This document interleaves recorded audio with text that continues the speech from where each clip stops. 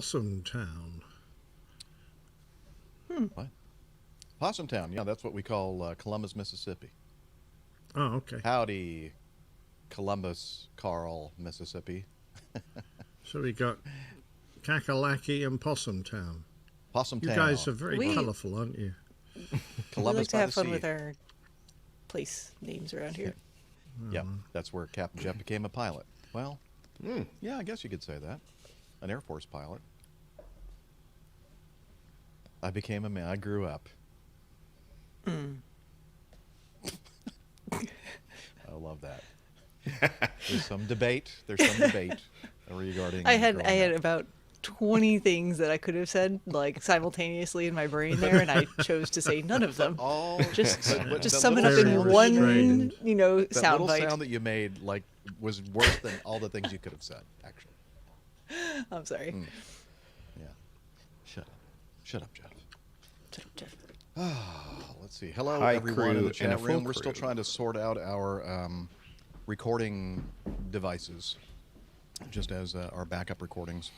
And Mine's good to go. you good to go now? You're Yeah. recording? That's Okay. good. All right, to everybody go. good? All right, let's do a sound clap thing. Again, I'm not going to go get my... should I get my clapper? No. I mean, don't.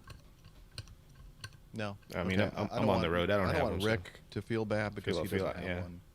So... So left out. Okay. APG 3, what is it? 4, 5, 6? 4, right? 5, 6, Yeah. yes. 456. APG 4, 5, 6 in 3, 2, 1. Close enough. Wow, I mean, that was like within 5,000 microseconds. Was it? Because that's not what I heard. 5 million microseconds. I heard four like very Million distinct clap noises. Actually, to me, all three of yours were almost simultaneous. Really? Nice. Mine was a little bit off, but I was kind of Very surprised nice. that it actually sounded pretty good to me, which is Caught you off guard. makes me suspicious. Yes. Something must be wrong. Something's going to go wrong. Yes. No. Well, I am so glad that you are all here with us this morning, ladies and gentlemen, in the live audience. We are sorry that we had to postpone the last recording, but it would have been the old two retired pilots. Yeah, the probably crew last- were dropping like flies. Yeah. And we Sorry. thought, it's not a good time to do a show, so let's postpone it, and we'll have an opportunity to get everybody back together. And it worked out. I'm very, very pleased. I'm actually kind of surprised that we're all here together. Yeah. Yeah, me too. Just don't let scheduling know they might give me a call here. I'm still so reserved. Well, take your phone. Can't and mention turn it their off. name. Just drop it in the toilet for a while or something. Exactly, I don't. yeah. You should tell I them don't they know, need to but- join the live chat room if they need to contact. This morning I can be reached via. Exactly. Oh, Oh, yes. man. Liz says makes a very good point. They need to make a coffee fund contribution first. Minimum $100. The least they could do. Well, I don't know. They just bought 4 new Dash 8s, so Saw that. that meant Nah, they don't really have enough. Your little strap for leftover cash change. then. little strap Yeah, for let's cash. Yeah. So is that the last of them off the line? Is The that last what I 4. read? That's gonna be it. So Wow. that's your bonus for the year gone, is it, Rick? Exactly. That's what we were. That's what we were all talking about amongst us gentlemen aviators. Oh, Yeah, we all know about that. Gonna have to make some Our sacrifice for the good of the had company. Our company had the perfect way of doing that. They used to say, "Oh, we're going to have some great profits this year," and then just before bonus time, they'd say, "But we needed to buy some new airplanes, and we needed to get 3 engines." And sorry, all yeah. those profits Yeah. have disappeared. But when you So think just- about it, it's really a bonus for you because you have those brand spanking new airplanes to fly at some point in the future. Yeah, it's gonna be great. Somehow the new airplane smell doesn't quite do it for me. But No. I mean, it was nice. Don't get me wrong, but It's funny though because we got we launched the Dash 8 F program, and I guess we're gonna close it out. So that's cool. Bookending. Okay. So Rick from Sheffield says my audio is quieter than everyone else's. Does everybody concur it with is that? a little bit over here. Okay. Rick is will- fine. Steph's pretty good. You're all the quietest of the Okay. 3 of you. Then let me see if I can adjust that without making it Hello from Montana. You could try Hey, Craig. shouting. Rick's is the hottest, and don't take that the wrong way. In my ear. Well, I know. I'm Well, just all the kidding. girls think so. And the most modest. I mean, they're not going to pick And the you and most me, Jeff, are they? I wouldn't say that. Oh man. Okay, I Half a bumped second. up. I need to grab a Yeah. USB plug from my. Are you kidding? I matched I the figured we had pre-show like gonna start probably anytime several seconds, like Oh, yeah. 100, several thousand. Yeah. Okay. A couple 100,000 seconds to go. Yeah. Okay, I'm bumping the volume up. Is that making any difference at all to you? A little bit. Slightly better. Okay. Yes. A little bit more. Hello. Yeah. Oh, that's good. Testing? I like that. At least on my end. Okay, that it's sounds not. good. It's not. Oh, I want to make your end feel good. But pardon? Sorry. That's. I forgot we were on the air. My bad. I know. I promised to keep all that on the down low. Okay, so it's not distorting then my audio at all. No, very smooth, sir, very smooth. Very nice. Okay, and Main Man Micah says that tick is much louder than everybody else. Yeah. So- Funny Somebody- enough, I've got a neighbour called Tick. Somebody contact Tick and tell them to bring it down. yeah. Shut up, Tick. Yeah, you know, Rick, you actually could on your. Well, I don't know. Do you have? You're not connected to an interface, are you? No, not at all. This is Okay, never this is mind. old There's school nothing you 101 can- over here. On your settings in StreamYard under cam/mic, under audio, do you have automatically adjust mic volumes clicked or Audio. checked? Yep, the last one. It's checked. Okay. I could move the Okay. mic away a little bit, perhaps. If that's No. I okay. Actually, Liz says you're fine. Okay. So Never mind. Well, I have to say I agree with the general audience. Rick is That can Rick be a is- little louder. Yeah, but what happens is sometimes when you're talking, Rick, you'll start kind of drifting off mic, and then I have to like move the volume up and up and up and up, and then you get close again and go whoa back Really? down. Yeah, go back to Mike school, Rick. back to mic school. Back to Yes, you podcast. need Hey, some you're more good. lessons. What is it? You're Is good. Is it like two hand lengths like that or something? I don't know. You're good right now. All Good. right. Yeah. Okay. Montana. Craig, where in Montana are you? Craig Messerman. Is that? I feel like he's I think told we us did meet before. Craig at Oshkosh. Yes. Is it Billings? Is that where you're from? Bozeman, Billings. I'm something guessing with a B. Bozeman. I don't know. Oh yeah, Bozeman is cool. I went to one of those two places. I think it was Billings. Or Boise? No, Boise in is Idaho. Idaho. That's Idaho, yeah. Even I know that. That's where Bill Even Nick Bryson knew that. comes from. By the way, Micah, in the chat room, you'll be very glad to know that my next plain tale is called the Dushendorfs. The what? Missoula. You're all totally wrong. I'm not even going to go there, The Jeff. Dushendorfs.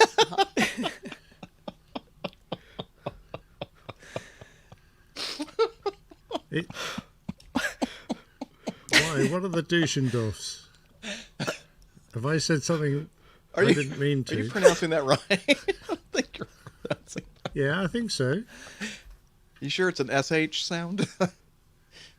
S-A, yeah, S-C-H, That's D-U-T, D-E-U-T, S-C-H-E-N, D-O-R-F-S. Would that be Deutschen maybe? It sounds like it's German. Deutschendorfs? Deutschen? Could be, yeah. Yeah. Not Dushendorfs. Missoula. Okay. Yeah, Good. we were Missoula's wrong. pretty. Okay. Deutschendorfs. Ooh, Ant. Okay. Oh, I got to remember. You know what? Go back to Mike School. Ant. And do you know anything about microphones? No. He's a All the professional. things. He's a professional audio guy and photographer and so many more things. Thank you. Oh, by the way, Ant, I don't know how I missed it, but I was going through the Coffee Fund, and I have to remember today because I think I only have one new producer listed on Patreon.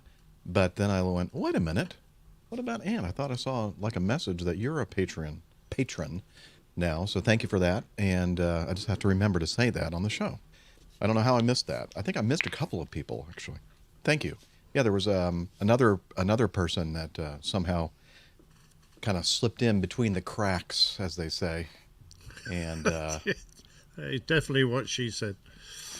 Yeah, I got to be careful of that too. Sorry. Anyway, great to see you, Ant. He works for a probably the best podcasting network in the world, the This Week in Tech Twit network. He has 2 of his own shows on that, doesn't he? At least 2. Doesn't he have more? I don't know. He's got hands-on photography and another sort of well-being type thing. Yes, that's great. Which I don't understand because I'm just not very well. So yeah, poor being. That's my new show. Okay, let's see. I'm logging into Patreon here, so. But I do like hands-on photography. I like hands-on. Well, of course, because you're a photographer. Getting your hands on something. Yeah. Speaking of, those pictures from the new camera are lovely. All the dog yeah, photos. They are. Oh yeah. I'm very pleased with it. Technology in it is great. I have to work on the pictures a little bit. I don't know. They just seem in their raw condition just a little bit soft to me. Soft and bland, but it doesn't take much to tweak them up in Lightroom.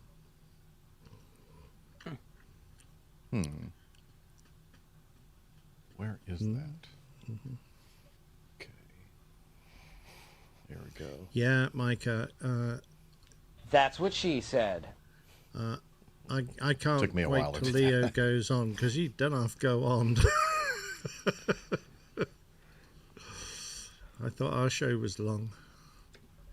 So that's where, this whole idea of doing a long format show made me feel very comfortable because I'm thinking my favorite shows are on Twit, and they're almost all long format shows.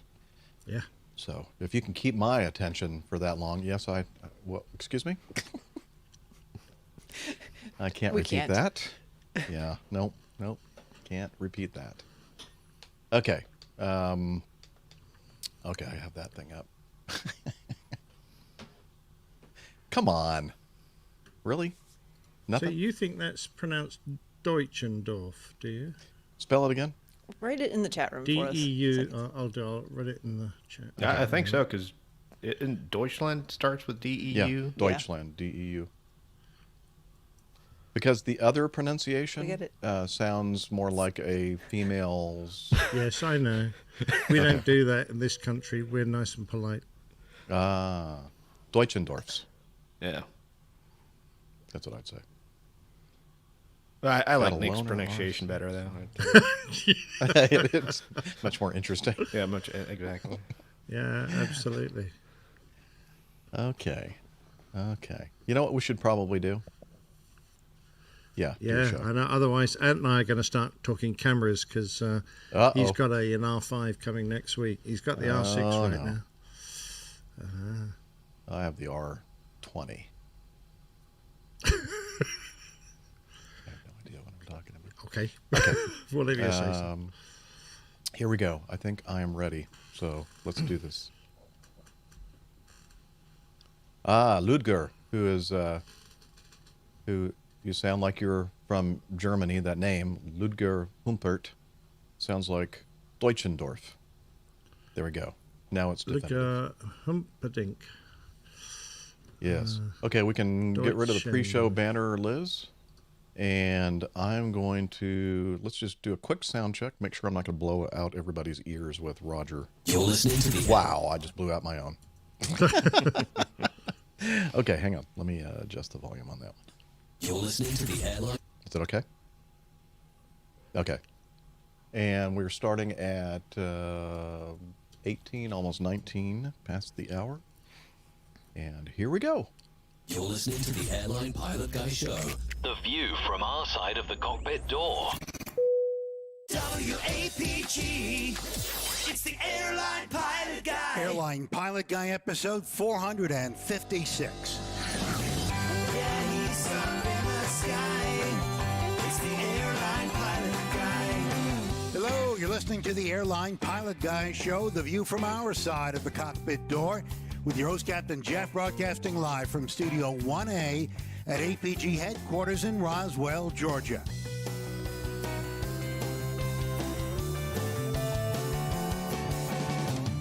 Yeah, he's up in the sky. It's the airline pilot guy. Picture light and he's flying by. With the airline pilot guy.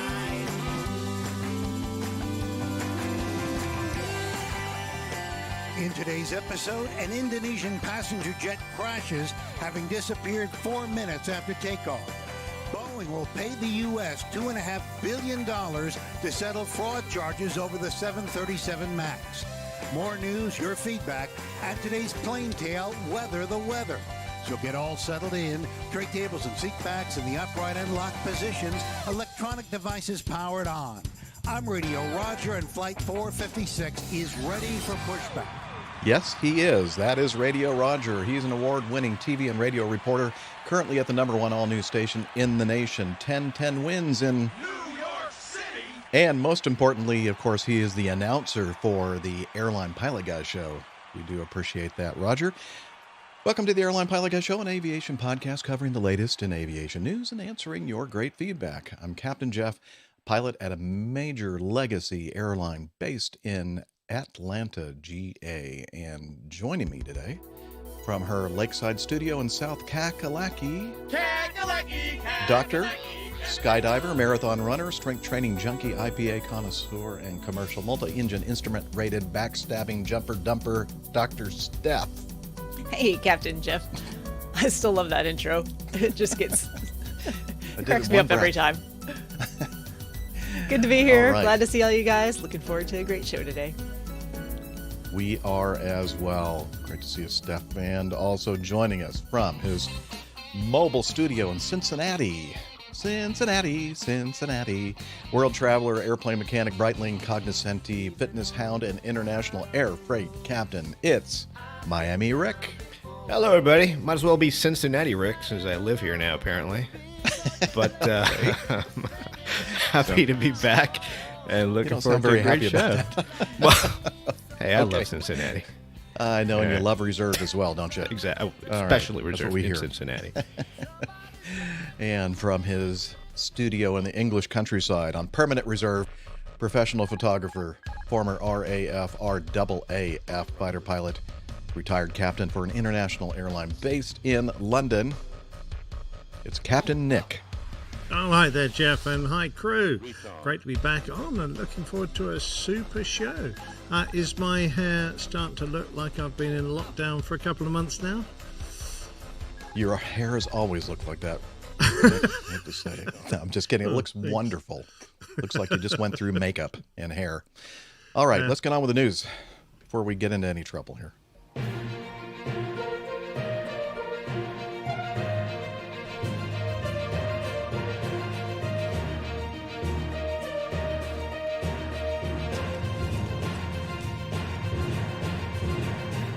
Stand by for news. Okay, we're going to start off with one crash that seems to be in the news quite a bit lately. It was a tragedy. It was a 737, not a 737 MAX. Thank you very much.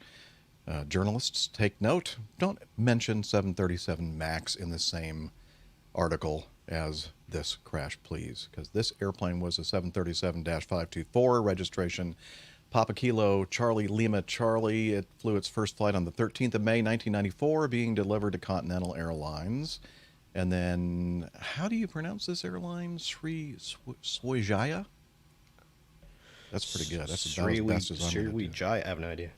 Sriwijaya. Oh, I think our translator, Steph, will be able to tell us exactly. This will be the official pronunciation. Go ahead, Steph. This is a language that I unfortunately do not speak. I'm sorry. No? I cannot help you. Okay. Well, we're going to say this Indonesian. Sriwijaya? I like, yeah, that sounds fine to me. Sriwijaya. I like mine the best. What do you think, Okay. Liz? Okay. Liz has gone with mine. She's voted for me. Excellent. Okay. Took over the aircraft in May of 2012. Let's see. The only incidents that this airframe has had were bird strikes in 1994, 2004, and 2005. In March of 2020, at the start of the pandemic, it was parked at Surabaya for storage. In November of last year, the aircraft was inspected for an extension of its Aircraft Operating Certificate, AOC, to December 2021, and a few weeks later it passed its inspection as part of the airline's return to service procedures. The Boeing 737 resumed service on the 19th of December 2020 with its first passenger flight on the 22nd. Now you fast forward to January, is it 9th? Yeah, January 9th. So let me find the actual narrative here. A 737-500, flight 182 from Jakarta to Pontianak, Indonesia, with 56 passengers and 6 crew, had been cleared to climb to flight level 290. It was climbing through about 10,800 feet MSL out of Jakarta, about 11 nautical miles north of Jakarta's Soekarno-Hatta International Airport. It was over the Java Sea when radar and radio contact was lost with the aircraft. The aircraft has so far not turned up anywhere else. Okay, this is the original report. Of course, they did find the wreckage, debris, and body parts were located in waters of about 15 meters depth near Langkang Island. No survivors. So we have a few updates here. They did find the flight data recorder, and it has been successfully downloaded, and all 330 parameters are recorded are in good condition and are currently being analyzed. They also found just recently, I think on the 15th, they found the CVR, but they are still looking for the memory unit of the assembly. So, so far, not good with the cockpit voice recorder recovery, unless there's been recent news that I didn't see. I did check this morning, though. Yeah, kind of interesting. They don't really have any other data. Well, of course, the flight data recorder data that hasn't been released yet. So I would imagine that maybe the investigators have some idea of what happened to the airplane, but we don't know anything about it yet, except that it crashed. Yeah, was this the one where I saw a little bit of Flight Radar 24? It made it look like it was on a relatively straight climb out, then it began an unexpected turn, and then it sort of appeared to spiral downwards. Yeah, the ground. Well, yeah. There is another one that we're going to talk about, a Citation jet, a Citation 5 over Oregon, that did that.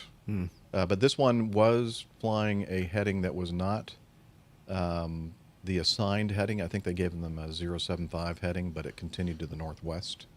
And that's when they first realized that there was something going on with the flight.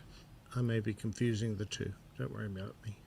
But no, was that I'm sorry, guys. Was that heading 075 something they requested, or something that was assigned by ATC as part of the departure procedure? I think that was something that was I think that was assigned by ATC, and I don't think it was a part of the departure procedure. I think they gave them that vector, and I think I'm remembering that correctly.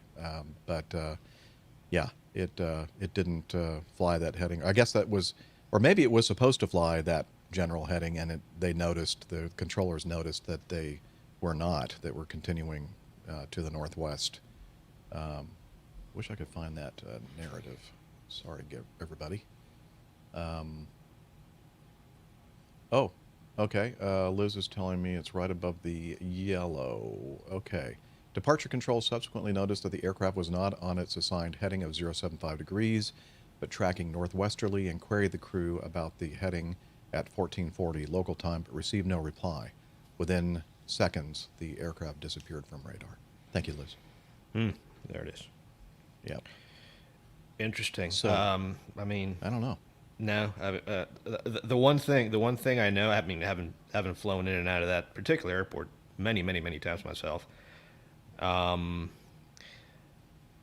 Obviously, we're not going to know till the FDR and the CVR are available.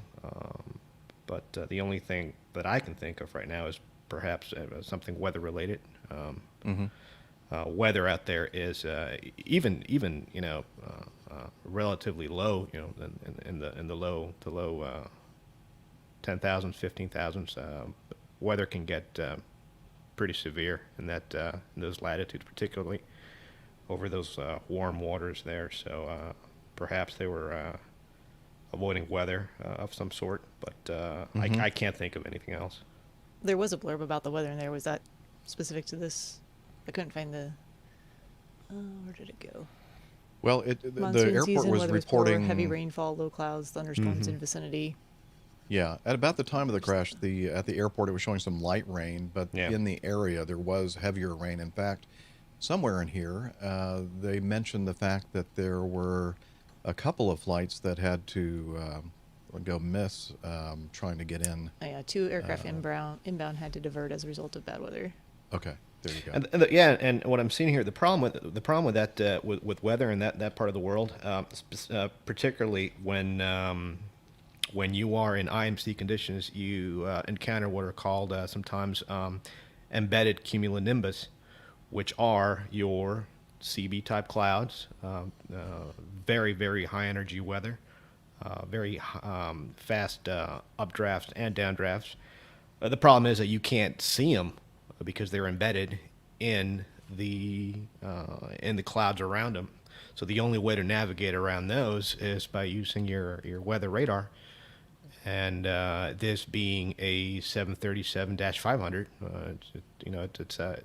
it's an old airplane. It's so the 500 came about as a replacement to the old 200, except this 500 here came with the higher bypass ratio CFM 56s and some avionics updates and all.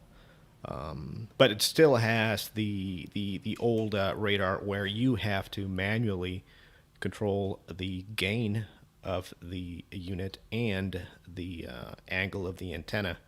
So there's a little bit of, it's not rocket science, but you need to know, what to do and how to operate it for you to get the information that you need to safely navigate around embedded cumulonimbus. Oh, you would think that crew would be pretty used to doing those kind of procedures, flying that part of the world, and it wasn't an inexperienced crew. Oh, absolutely. I'm wondering, do you think that the airplane being in storage for most of the year last year had something to do? I mean, it was worth mentioning, at least in some of the reports. I'm wondering if there's something linked to that long-term storage. And the only thing that and actually there's been I remember one accident that comes to mind is that the Bergenair 757 out of the DR back in '97, I think it was a 757 hull loss,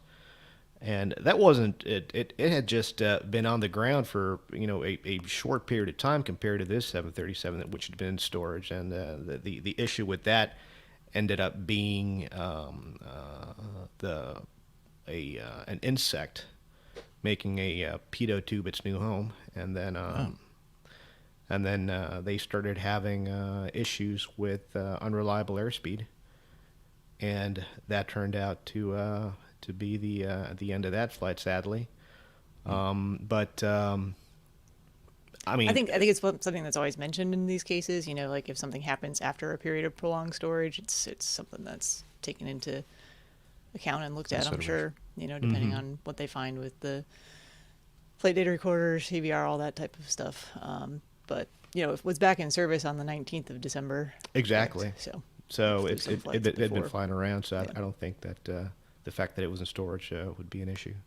Okay. Well, but I'm I guess hoping that we won't know until. Yeah, and the fact that they do have the data from the flight data recorder and they're still looking for the CVR, I'm hoping that maybe next episode we'll have more information about some of the readouts from the parameters that were recorded, and perhaps there might be a better idea of what happened here.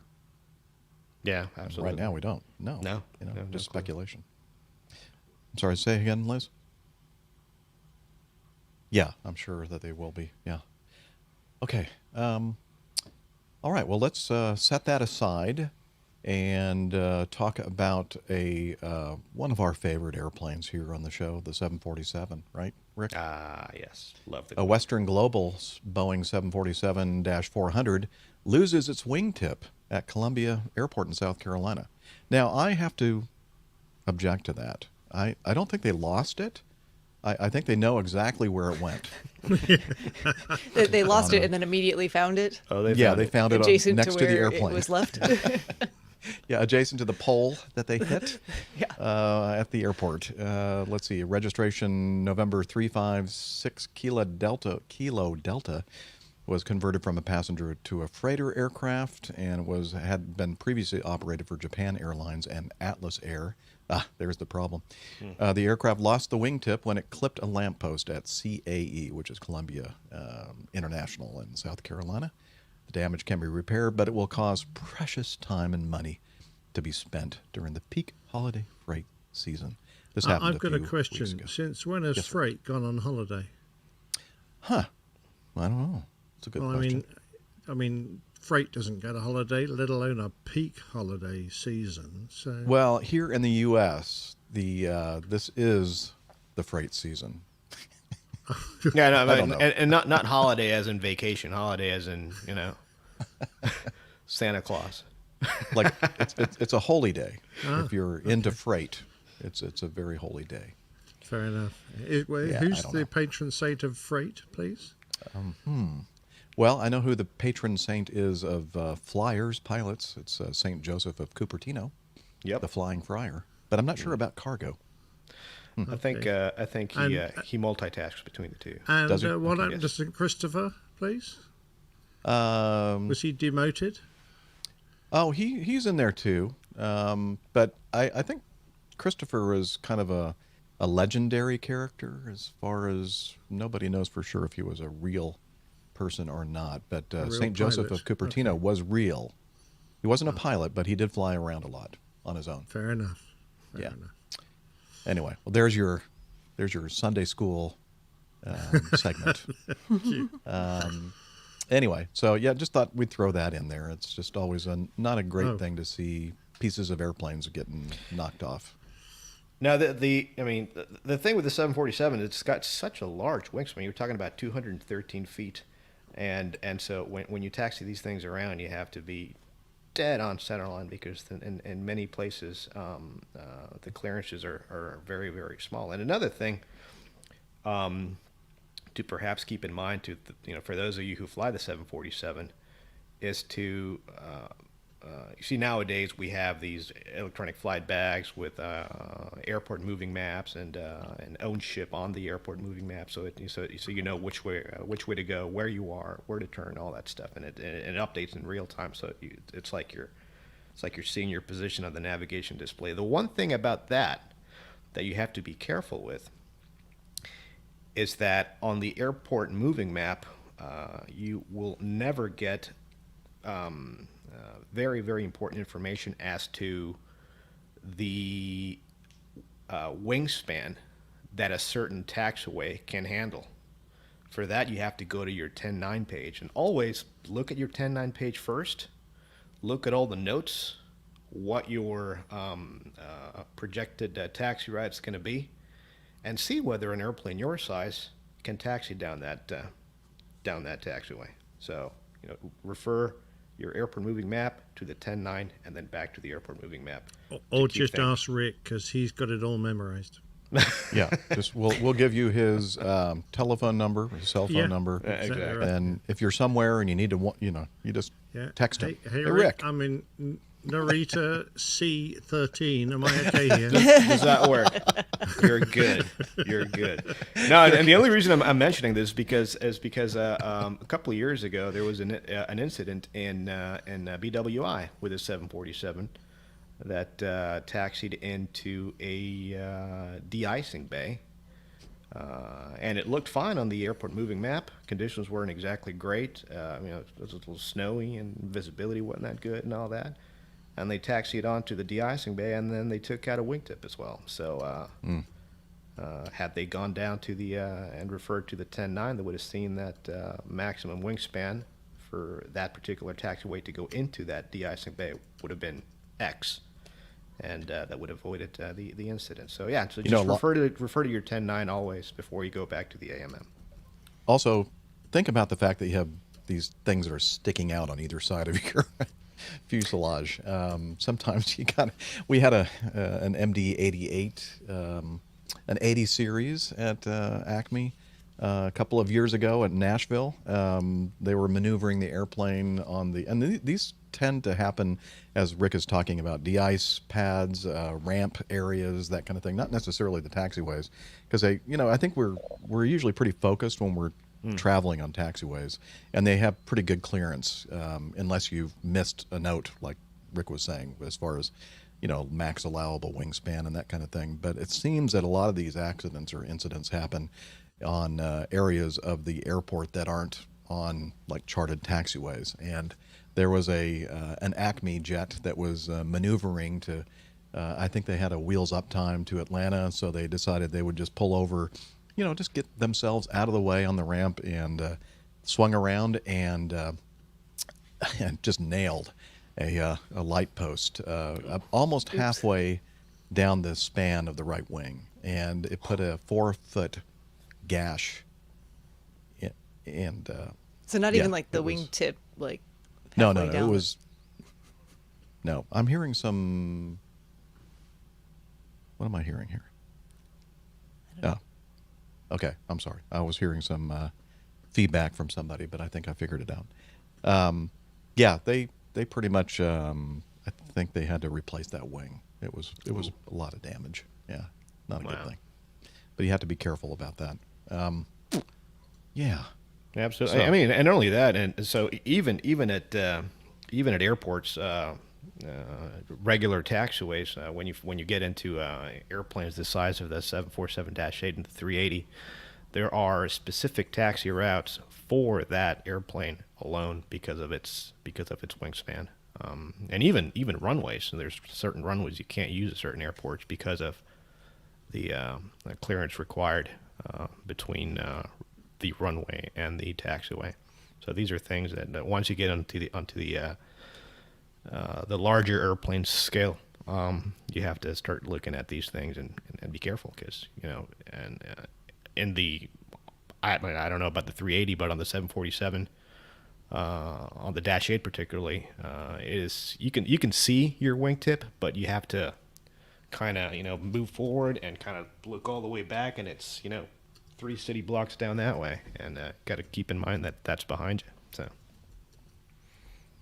do you remember that 747 at Johannesburg, British Airways? Oh yeah, they kept going straight past the end of the runway down a maintenance track and took the top of a building off. Yes, that was pretty impressive. Yeah, that was. I do remember talking about that. Yeah, they kept going straight instead of making that little that dog leg to the left there to keep going down the runway. They just took the top of the building off, and that, I mean, it's a testament to the strength of the wings. But yeah, it's not how it's supposed to go, So not recommended. It was an unscheduled remodel. Unscheduled remodel, and that was and actually the airplane was after that happened that they took that airplane off service. It was just too expensive to repair, and that was it for it. Wow. Yeah, so be careful out there, people. Darren in the chat room asked a good question, I think. If a pilot such as this 747 incident hits the wingtip like this, are they typically automatically fired? I would say no. No. I mean, obviously, there's going to be some investigation. There's going to be there's a couple of different people involved. You're going to get the union involved, obviously. And they're going to see what happened. And I mean, the idea here is not to, I mean, unless there was obvious intent to do something wrong, which nobody goes out to work thinking that way. Mm-hmm. The idea here is to apply the corrective measures so that it doesn't happen again. So, yes. But no, not necessarily. In general, I think, especially if you're flying for a company that is unionized, you're going to have protections that you're not automatically going to be fired. It's a good question, though. It's a good question. Yeah, it is. Okay, let's go on with this next one. Boeing, the last couple of years, hasn't had good time at all. And they just recently reached a $2.5 billion agreement to settle a criminal charge that it defrauded the U.S. government by concealing information about the 737 MAX, the ill-fated jet model involved in 2 fatal crashes that killed 346 people. The plane maker entered into a deferred prosecution agreement last Thursday in the Northern District of Texas. In turn, the Justice Department will dismiss the charge against Boeing after 3 years if the company cooperates with the government, including by making current and former officials available to testify before a federal grand jury or in trials. This is from David Burns, Acting Assistant Attorney General of the Justice Department's Criminal Division. He says, the tragic crashes of Lion Air Flight 610 and Ethiopian Airlines Flight 302 exposed fraudulent and deceptive conduct by employees of one of the world's leading commercial airplane manufacturers. The settlement caps a 2-year criminal investigation into the MAX, which crashed twice in a 5-month span and devastated Boeing's reputation for engineering prowess. The company's admissions are highly unusual and stand in stark contrast to decades of airline accident investigations. While aircraft designs have often been cited as contributing to accidents, it's extremely rare for such issues to be linked to intentional deception by company officials. Let's see. Yeah, so this is unusual, and I guess if they play right in the next 3 years, then they'll finally, I guess, be off the hook, so to speak. Of course, that does not keep individual claims against the airline for people that have lost loved ones in these accidents. So that right. This was just the government criminal charges that they were settling. Yeah. Mm-hmm. So yeah, there could be a lot more money spent in the future regarding these things. So yeah, the brand just suffered immensely because of this. Yeah. And it was something that was that shouldn't have happened. And the loss of life, which is the most important thing here, is something that you cannot replace. Nope. And so, I mean, hey, just don't do this again. Just yeah. I think so many people were quite astonished after they learned some of the facts regarding how the airplane was certified, and some fraudulent. Well, I'm not going to say that, but some very highly. I was just going to say, I think it's going to stand out in history as a way of or example, probably the example of how things can go wrong and be kind of snowballed and perpetuated, and how not to let those things happen. Mm-hmm. Unfortunately. Yeah, I think there's no doubt that the government, particularly, the FAA, felt very aggrieved that they hadn't been kept fully in the picture regards how the aircraft was progressing and about potential problems that the company didn't admit to them. So I have no doubt that this settlement, the severity of this settlement, reflects the fact that the FAA were mightily upset with Boeing as a result of this. And we also must point out that the FAA wasn't completely off the hook either. There were some things that were not great with their participation as well. So, yeah, not good. All right. Here's an incident regarding a DC-3 at San Felipe on the 11th of July, 2018. Foreign object damage on landing causes runway excursion. An Air Columbia Douglas DC-3 registration, Hotel Kilo 3293, performing a flight from Puerto Inrida to San Felipe. How'd I do, Steph? Okay.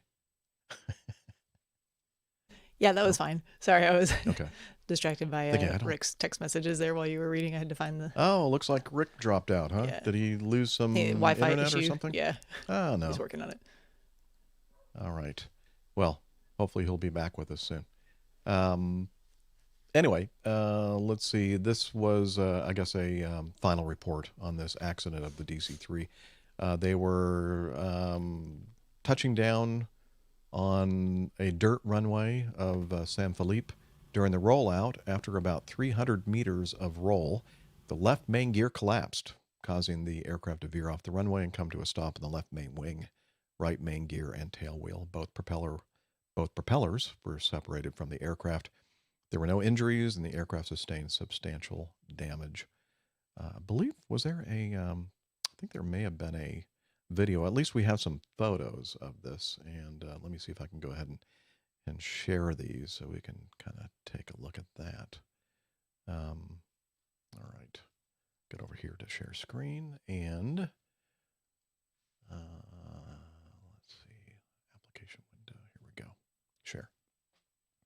So there we go. There is one of the photos of the airplane after it swerved off the runway and then back on, and that's one of the propellers that came off. Here's the left wing. So the left main gear collapsed, and that caused the left wingtip and left propeller to come off at that point. Yeah, not in good shape here. But these DC-3s are awfully beefy airframes. I'll bet that this thing's probably still flying somewhere. They probably fixed it. I don't know. Anyway. It's having 2018. Guess we could look it up. Yeah, and see. It actually looked like it was in lovely nick, didn't it? I mean, it's clean and shiny and looking very pretty. It would be very sad to think it was going to die. Now, why did I think that this was something worth talking about? I don't know. Oh, it's just because they got a damn great big lump of metal in a tire, didn't they? Oh, that's it. Thank you, Nick. Yep. Tell us, what happened here? How did the left main collapse? I think they hit a bit of rebar, a great big metal pole that jagged into the tire, burst the tire, and dragged the gear, or created such a drag on the gear collapsed. A great big iron rod, 15 centimeters in length, was found embedded in the tire when they came to it, and another rod of a similar length was found at the left runway edge. Only 21 meters from the center line. So these, I mean, it's pretty much a dirt strip, so it's not exactly like it's a very formal looking runway, but I don't think they've done any decent runway inspections, or if they had, they would have found these. I think they found another one of those rods also on the runway after this accident. Oh, right, okay. One that they actually didn't run over. Yeah, so the tire marks were both like 39 centimeters wide. However, after the left main hit that rod and deflated, it increased from 39 to 57 centimeters, so it definitely went flat. Yeah. Wow. Yeah. Which is such a shame, because the guy was probably quite used to popping in and out of there and places similar, and probably done a fine job of his landing, only to have his airplane wrecked by a lump of metal left on the runway. Yeah, I wonder what that NOTAM looks like. I don't know. NOTAM, runway inspection for FOD does not occur at this airport. Use Yes, be careful. Exactly. Watch out for Operate at your own risk. big rods. All right, let's move on. Now, we talked about this one a couple of times, actually. Air Djibouti 737-500, and it touched down short of the runway, and I remember seeing some of those photos of the right main gear tire marks on the very sharp kind of edge or transition between the runway safety area and the beginning of the runway. And the gear collapsed and it went sliding sideways. And the reason why we put this in here is there's an update to, or a preliminary report on this. And I'm kind of thinking when I'm reading this that I'm kind of reading waving the BS flag myself, because they're saying now that it had something to do with wind shear. Although when you look at the weather reports, let's see, weather information at 6:25Z indicated few low clouds at 2,000 feet, visibility was more than 10 kilometers, and wind direction was 060 northeast at speed approximately 17 knots. And nothing mentioning gusty winds or anything else here. And but they're kind of, at least the airline is blaming this on a wind shear event. Well, the AIB said that they should upgrade the weather forecast for timely updates on weather factors to mitigate weather-related occurrences, suggesting that this was a weather-related occurrence and not just a short landing. So I'm with you, Jeff. It looks like they're trying to suggest that there was a problem with the weather when we're going, yeah, don't think so. They're trying to suggest there's a problem with the weather report or the weather reporting, or that seems odd. I wonder if it's the same kind of problem they had with the only fire truck. Fire truck. That was supposed to have been not out of service for a couple of months. Not having a tire or something. Yeah. It doesn't look like they're right on top of things here at this particular airport in, where is this? They'll get it fixed eventually. Somalia. Maybe. Yeah. I don't know. I just, when I read this, I'm thinking, wind shear? Really? Okay. I guess. Maybe. Or maybe they just kind of ducked under a little bit too much and misjudged. I found the line you're referring to here. The factor contributing to the accident of weather condition, wind shear was the major cause of the accident. Huh. Yeah. Okay. Sure. All right. Sure. I mean, who am I? You know, I wasn't there. All right. Moving on. Nothing to see here. Yeah, nothing to see here. I'm going to, let's see. Do you want to, yeah, I guess we can cover this next one. Final report, Asiana A320 at Seoul. This is in November of 2019. And here, I'm going to pause for a moment. Now, Liz, I'm sorry. I can't turn the volume up on our communication because all I'm hearing is myself. Oh, your headphones died. Okay, well, that's no good. All right, so hope you don't mind. Nothing personal, but I can't hear everything going over and over and over again, so I'm going to have to turn it down. Okay, thank you. Okay, so we're going to just have to communicate the old-fashioned way through text, I guess, like we used to do. Okay. Final report. Asiana Airbus A320-200 registration, Hotel Lima 7738, performing flight 8708 from Gwangju to Seoul, had prepared the landing runway before departure based on the ATIS information, indicating runway 32 right was used for landing. The crew intended to perform an automatic landing. The crew departed, climbed the aircraft cruise, flight level 190, was on approach to Gimpo Airport in Seoul, and ATC cleared the flight for an ILS approach to and landing on runway 32 left.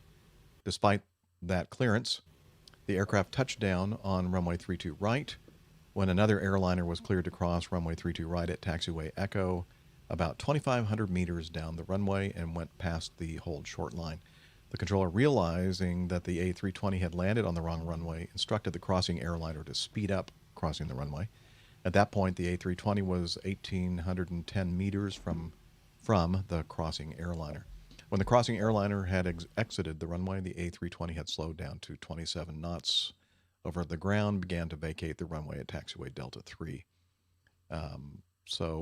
The Air Investigation Board concluded that the probable causes were the crew had entered the landing runway information at the time of departure, which is not entirely unusual. In fact, that's kind of common. A lot of the times we'll actually put the landing runway information in before we even leave our origin, based on the weather at the time and automatic terminal information service information, etc.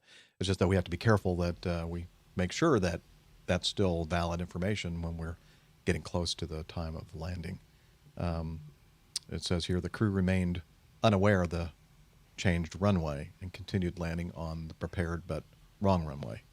And they neglected to check the ATIS information and failure to comply with flight procedures by the crew, insufficient monitoring of the flight track by tower to detect approaches to wrong runways.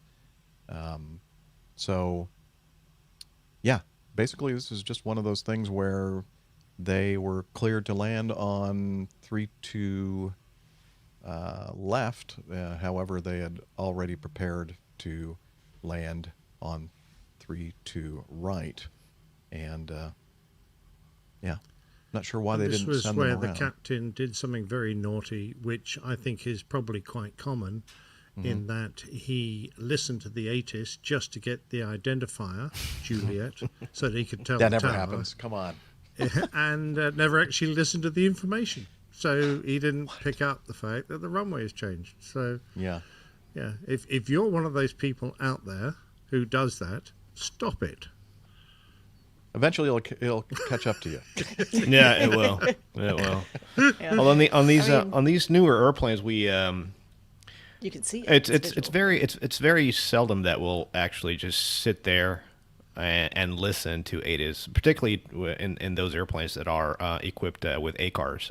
You'll send for your ATIS, and there is an option on there where you can request what's called an auto update. So anytime a new ACARs comes out, a new message comes out, 53 minutes into the hour, you'll get a prompt letting you know that indeed a new ACARS has come out. And so what you do is you look at it, and then you print it, and then obviously read through it. I can understand how back in the day it was a bit more a little trickier perhaps to kind of split your cockpit, where one guy is now flying and listening to the radios, and then the other guy has to kind of tune the ATIS to the right VH, copy it all down, and then come back and relay that information. But I mean, again, there's no excuse, as Nick says. I mean, it's you have to make sure that you're operating into a particular airport with the latest and greatest information. Otherwise, what's the point? So Yeah. I mean, this still happens today, Rick. There are still places that I fly that yeah. Oh, up to date absolutely. with digital ATIS information. No and you have to digital kind of ATIS and split your kinda old school attention it. and listen, and you kind of, and sometimes it's easy to kind of go, okay, I just need to get the information, the letter identifier, and you kind of make assumptions, and that can be a dangerous thing. Oh yeah, absolutely. So, and that's why it's also important not only to get the information from ATIS, but also when you're communicating with the approach control and the control tower. I mean, how many times during their exchange of conversation did they mention 3-2, cleared to land on 3-2 left, 3-2 left, but your mind doesn't hear 3-2 left because you're all ready to go for 3-2 right. Confirmation bias, absolutely. Yeah, exactly. And I think that I was reading somewhere that said that the tower controller was asked, why he didn't send that flight around, and that he was, in his judgment, it would have been more dangerous to send the airplane around than to just continue to allow him to land and go ahead and try to expedite the crossing traffic on the runway. Not sure that was a great idea, but No, guess that's I a mean, if the judgment. guy was well established in his landing role, perhaps, Yeah. because the time it would have taken. Mind Sure. you, the captain's quite capable of making that decision. No, I can't go around because I've got the reverses in or whatever. But Right. yeah, Right. I agree, Jeff. Even if the guy had just touched down, he can just turn that into a bulk landing. We're all aware how to do that. We practice those procedures. It wouldn't have been beyond the wit of man to do that. But the one point I was going to make is about the ATIS. Of course, there are places where the ATIS is updated so frequently that you just get maxed out. On the aircraft I flew, we got generally to all our destinations, we got the automatic ATIS printed out, and we would set it to print on every renewal, and that would stay valid for an hour. And on the approach and classically into Heathrow, and I hope Adam Spink's listening to this, you could go around the hold for a while and then make an approach, and in that time you'd have gone through the entire alphabet. of new ATISes, and it just became so common. And you're just going, I just can't keep up with all this stuff. You'd have like 4 feet of continuous paper trail coming out, all new ATISes. It used to really get my goat. And what's really frustrating about that, and I agree with you, is that usually the change between the different ATIS broadcasts is either non-existent or so insignificant that it's like, why? But I think that they have a requirement that they have to do it every so often. I wish they'd change the rule to say, if nothing really has changed significantly, then don't change it, and wait until something is, significant. But I don't think they're allowed to do that. Just have the ATIS come up and say, new ATIS, no changes. So, right. Mind you, that wouldn't help if you just arrived, because you're going, well, I've got to find the old ATIS now. True. But there could be a better way, is what I'm saying. Right. I agree. Things end up being done for a reason because of things that have happened in the past, but sometimes that doesn't always lead to the best process. Yeah. Very true. Well said, Steph. Okay. Now here is an interesting one, I believe. And I have some audio to go with this. This happened last week. A private business jet, Cessna Citation 5 or 560, and it took off from Troutdale in the Portland, Oregon area, was intending to travel to Boise, Idaho, and it was in the midst of climbing to cruise level when the aircraft suddenly began to descend very rapidly. Some live ATC information here. Let's take a listen. Seattle Center, November 3 Romeo Bravo, with you, direct Kenny. November 3 Romeo Bravo, low altitude alert, check your altitude immediately. The MI below you is a 13,000. Climb and maintain level 230. That's 230, Romeo Bravo.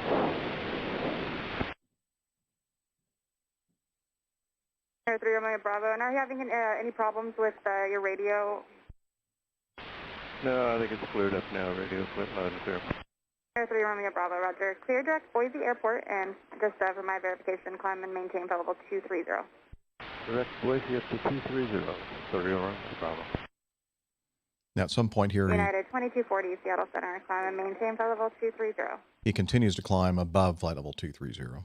November 7432 Lima, change to my frequency 128.15. Some other. Seattle Center 7432 Lima's 128.15 then. November 32 Lima, thank you. The Redmond altimeter 3028. 2832 Lima. United 2240, contact Seattle Center 135.45. 3545, United 2245. Horizon 2214 Seattle Center, climb and maintain flight level 210. 210 for Horizon 2214. November 3 Romeo Bravo, Seattle Center, how do you hear? This is the point I think that the controller noticed that the Romeo Bravo, the Citation, was continuing the climb above the cleared to altitude of flight level 230. November 3 Romeo Bravo, Seattle Center, are you here? November 3 Romeo Bravo, if you hear this, ident the Portland altimeter 3025. Horizon Air 2214, thank you for the help. Clear direct Boise. Direct Boise, Horizon 2214, thank you. November 3 Romeo Bravo, Seattle Center, if you hear this, ident. Horizon Air 2214, contact Seattle Center 135.45. 13545, Horizon 2214. November 3 Romeo Bravo, Seattle Center, how do you hear? November 7432 Lima, can I put you on a heading to see if you can find an aircraft that looked like he went down? 32 Lima, anything, yep. November 32 Lima, I'm going to have you turn right, heading of 090, maintain VFR. 090 for 32 Lima, VFR. November 32 Lima, and it looks like he went down it'll be 12 o'clock and about 20 miles, and if you could just keep an eye out. 12 o'clock and 20, we're looking at 32 Lima. Number 7432 Lima, and I guess they found where he is. You can resume on navigation. Thank you for your help, though. Okay, 32 Lima, we're going to do a 360 direct Hillsborough. Number 32 Lima, thank you for the help. Okay. So it definitely did go down, crashed in the terrain in that area near Pine Grove, Oregon, in the Mutton Mountains, I think they call it, Mutton Mountains area southeast of Pine Grove, Oregon. They believe that it was the pilot, owner, operator flying the airplane and a passenger on board. They're still trying to come up with all the details regarding that, but it can hold, I think, up to 11 passengers, but there were only, as far as they know, 2 on board.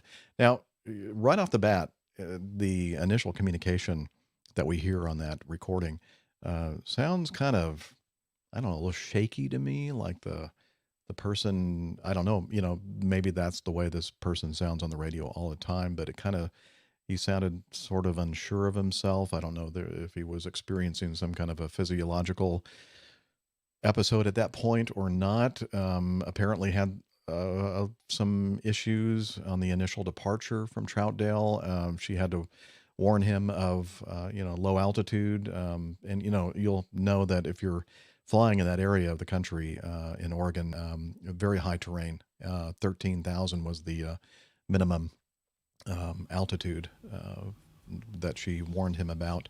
But apparently he gets on track and gets the airplane pointed in the right direction and climbing. And then, as I said before, he continued climbing to flight level 230 and then continued to climb above that altitude. And I believe it got all the way up almost to 31,000 feet before the radar track on Flight Radar 24 showed that the airplane started to descend very rapidly in a spiral descent. And we have photo evidence of the impact site on Mutton Mountain. And looks like it pretty much just went right in vertically.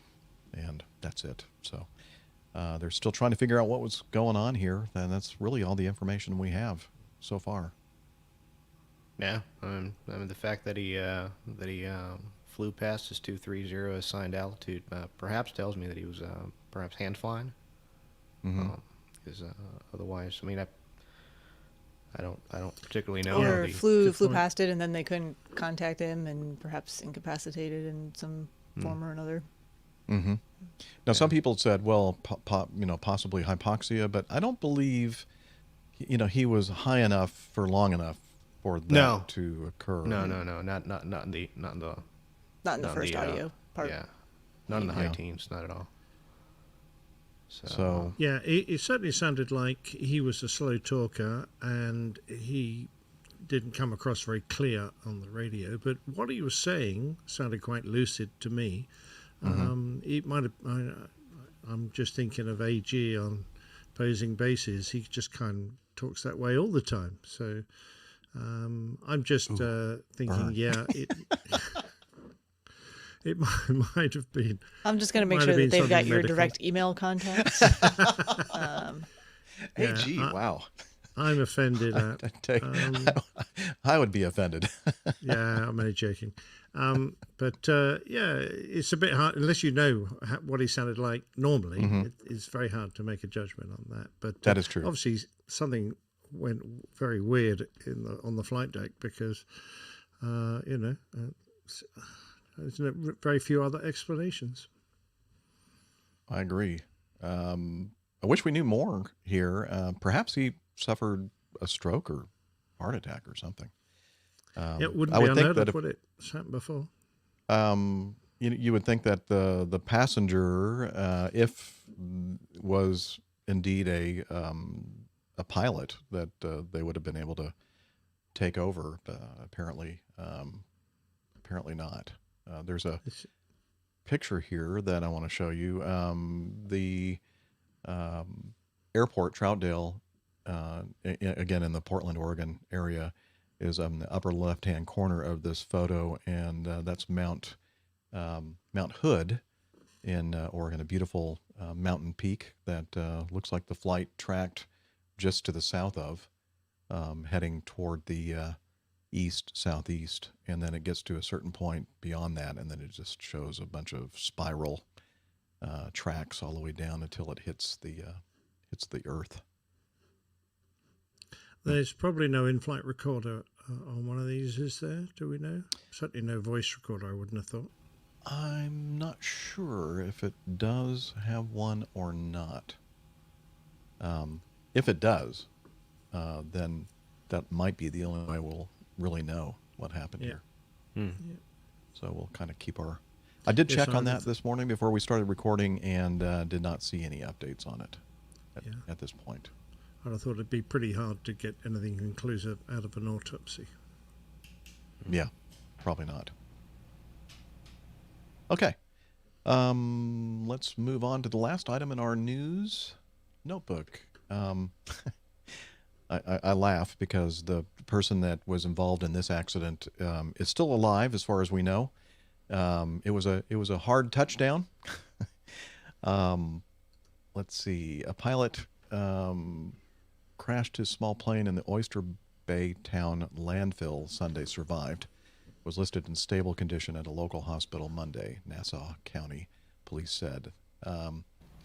The flight was involved a Cessna 421 B model, I believe, with the wingtip tanks, and took off from the Farmingdale Airport in Long Island and had taken off on runway 32, and not long after it had taken off, the person didn't declare an emergency, didn't declare a mayday, but said that he was having engine trouble, lost an engine, and then subsequently mentions that he has lost both engines. And I thought I'd had the audio for this, but apparently I forgot to do that.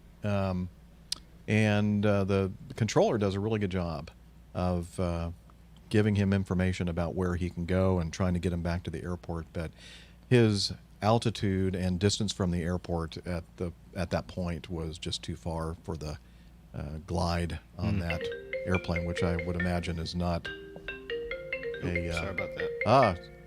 They're calling out. They're calling Rick out. Yeah. This is not a good thing.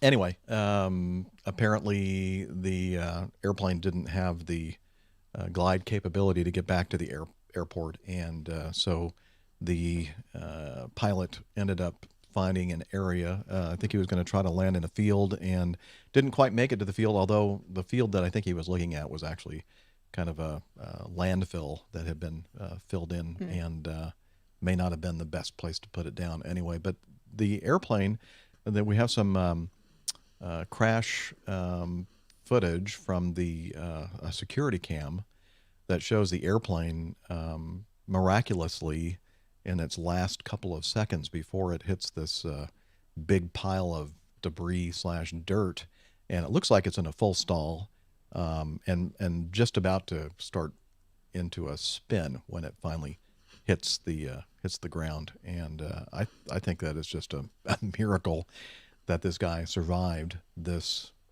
accident. Did you guys get to see the security cam video? I have not watched this. Yeah, no. It was ugly, but quite quite recognizable as the aircraft stalling with wing drop. Not good, but I mean, to a certain extent, at least he pancaked it in. So other than possibly having some back problems, I'm very glad that he's okay. I think somebody asked him if he wanted to take an air flight, like a helicopter life flight, to the hospital, and he said he did not want to get back in the air. I think that's understandable. You know what? I'm just going to be on the ground for a little while longer. Absolutely you not. mentioned I don't want to go back up in the air. That's yeah, quite right. You mentioned the controller there, Jeff, and Mm-hmm. I was impressed with his local knowledge. Now, you might think that was normal, but I think there are a lot of controllers that wouldn't have the detail that this guy had, and he was directing him towards a freeway to put it down on, local areas that might be useful if he couldn't make the airfield. So I was actually pretty impressed.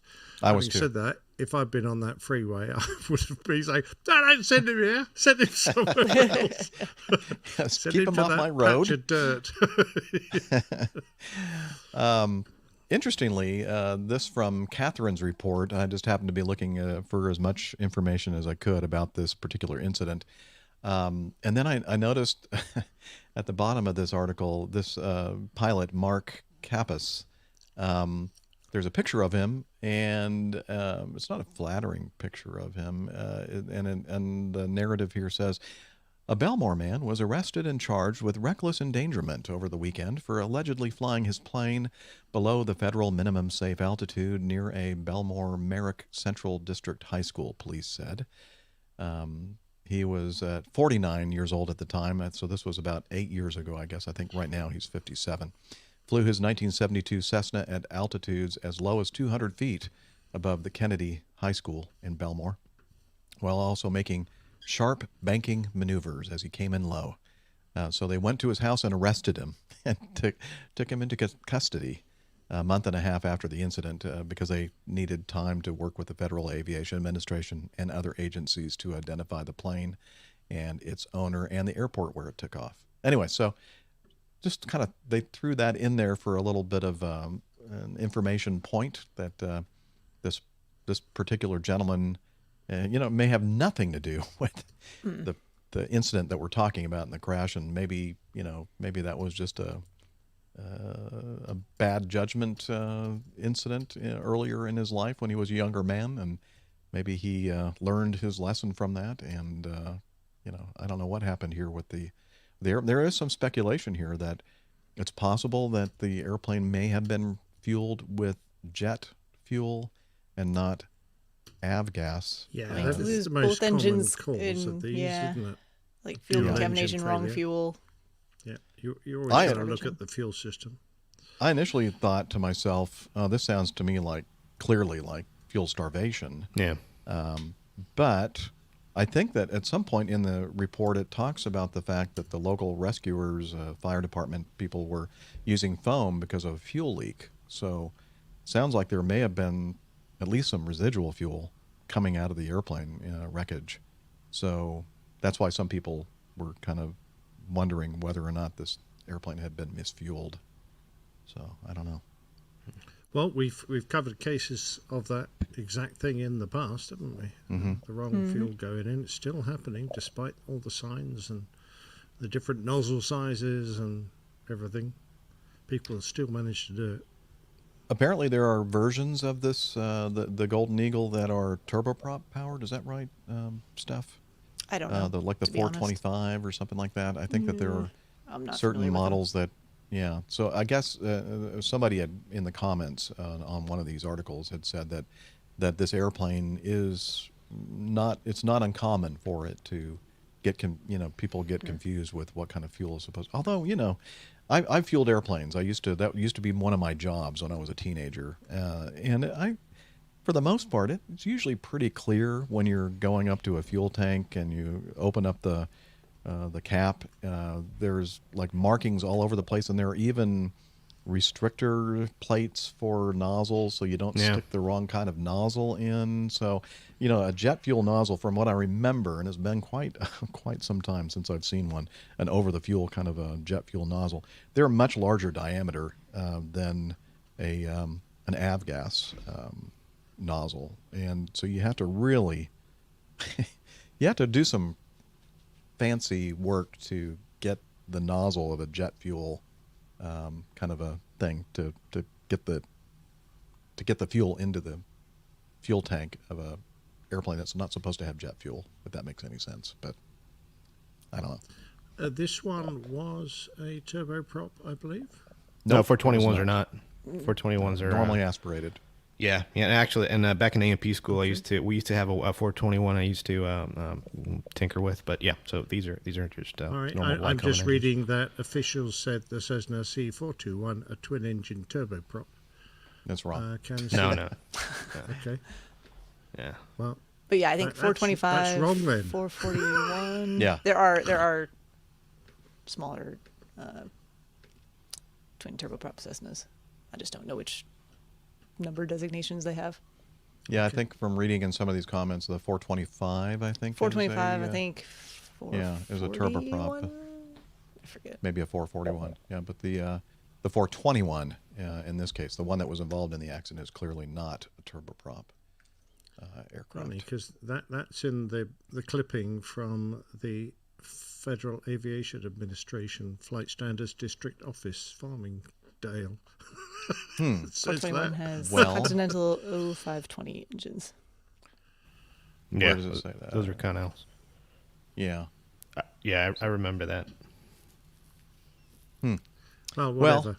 If they got yeah. the wrong fuel in, it's the other fuel. Possibly. That might be. Or it could be just fuel starvation. I don't know. Yeah. Who knows? And you know what? It's likely we're never going to find out. But hopefully we will, and so we can learn from it.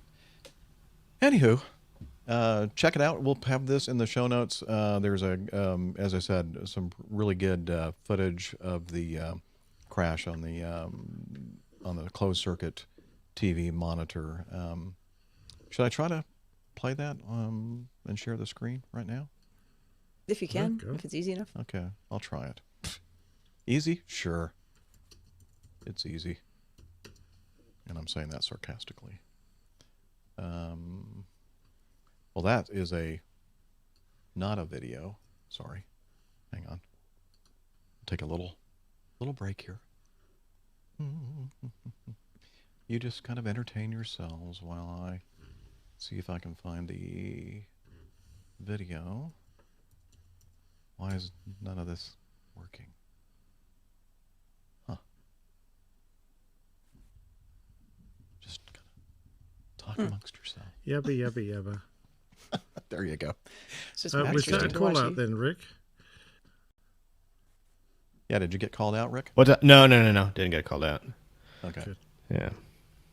All right. Let's see here.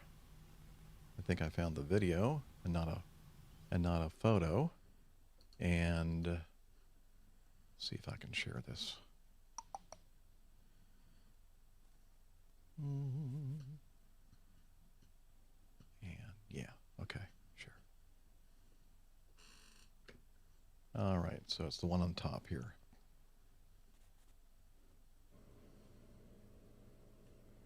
And boom. Ooh. Boom. Yeah. That was quick. No kidding. There's a slower Yeah. version, isn't there, if you keep going? Let's see. Well, I this is the best I can do at short notice. Okay. So here, I'm going to play it again. And I'll try to stop it when I first see it come into view here into frame right now. So that's right before it impacts that pile of dirt or whatever it is, and then boom. So he was lucky to get away with that. Yeah, he was lucky to get away from that. Now, was there a post crash fire that we know about? Nope. No. No smoke, no fire. Yeah. Interesting. Very similar to the sound that Steph made earlier. It's that questioning. Yeah. Not sure Passive about aggressive little noises she makes. that. Just trying to stay on brand here. Oh, we love you. All right. That is it in the news. Thank goodness. Not a moment too soon. So that means it's time now for us to talk about what we have been doing between episodes. Let's see, it was a week and a half ago, I believe. A week ago Wednesday. Last time we were together. And I don't know. Not a lot has happened with me, anyway. Actually, you don't mind if I start with myself, do you? Go Go right ahead. Okay. Feel free, So, sir. last episode, I was not feeling 100%. and I thought that I might have COVID. And I wasn't sure. I'd taken the test and sent it in for the in-home testing diagnostic company Quest out in California to give me the results of the test. And it was not long after we recorded the show that I received an email, went to the site and logged in and found that they had detected COVID. And it was a little confusing to me, the test results, but Dr. Steph was able to help me, read the results there. And she said, yep, they detected COVID in your nostrils. So that kind of confirmed things. Now, I should mention that I had very, very mild symptoms of COVID. So I don't know what that means for me in the future, but apparently I was lucky that I didn't have more moderate or severe symptoms of it. And I kind of felt kind of not very good for quite some time after that. My initial symptoms happened on the 1st of January when I was on the first day of a trip that I flew. By the way, they did contact my first officer and took him off of his next trip just as a precaution. He was tested and he was not positive. It was a negative test for him. And so they kind of just continued to monitor me and my symptoms. And I think it was probably on day 10, day 11, my fever kind of left, and my temperature returned to normal. I never really had a high temperature. It was just pretty much a low grade temp the entire time. So, as I said, I consider myself lucky that I didn't have a nastier bout of the COVID.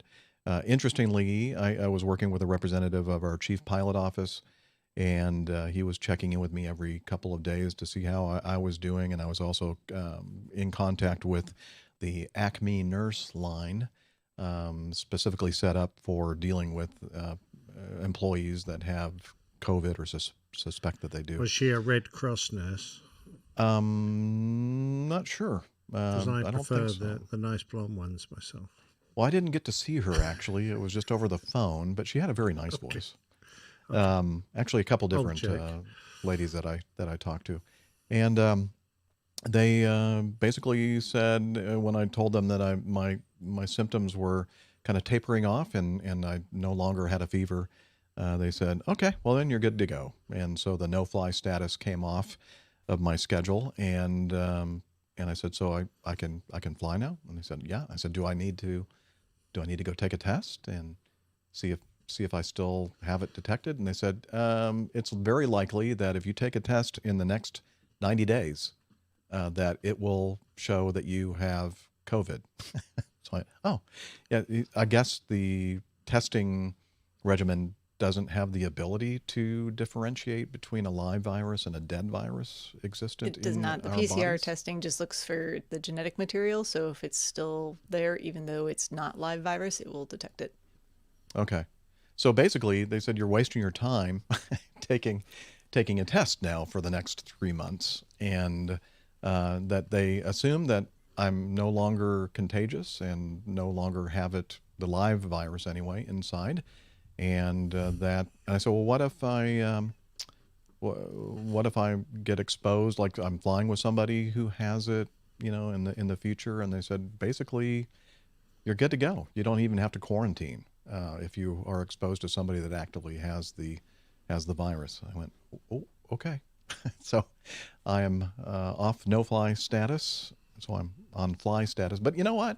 It just so happens that one of my vacation periods just happened to be next week. So the first two trips, well, actually not the first two trips. Yeah, my first two scheduled trips since I was diagnosed with this were dropped due to being, precautious regarding, not spreading it to somebody else. And now I'm on vacation, or I will start vacation on Sunday, and then I'm scheduled for a trip on the 26th, last week of the month. So I'm just going to stay out of the air, and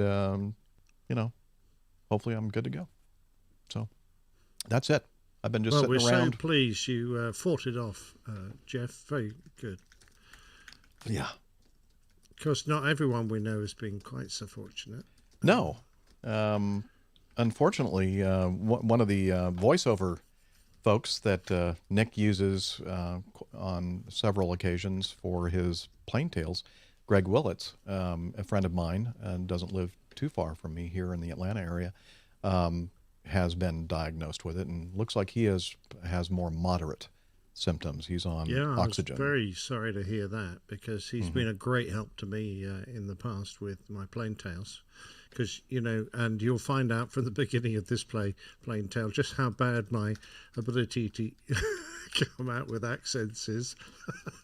Oh, so we're already feeling the effects of Greg being out of service for voiceover work? Is that what you're saying? Well, it wasn't an American accent I needed, but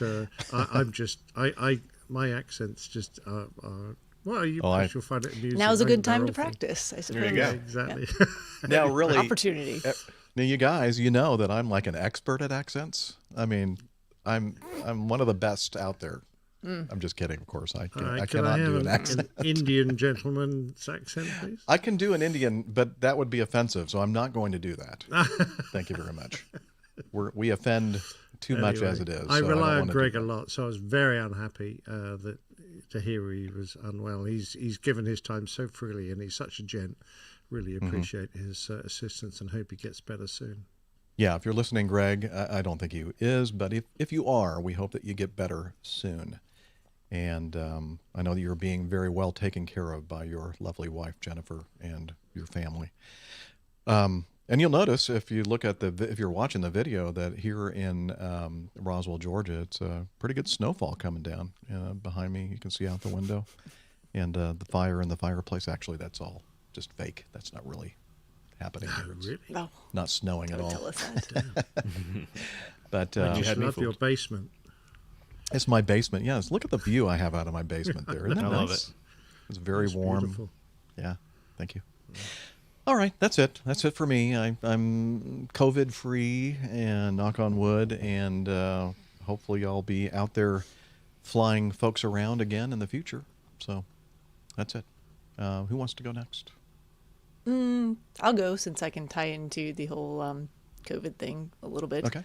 So it's at least a half or a third of the reason why we moved the show this week, partially anyway. So I have not had COVID, fortunately. We'll say that to start off with, but I did have been fortunate enough, lucky enough to be one of the first to receive the vaccine.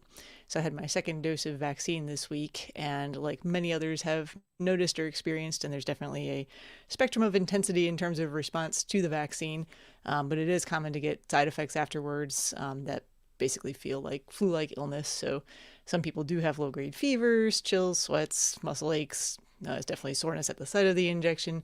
Headache has been very common for a lot of folks, and I had all of those things for about 30 hours and really did not feel very good.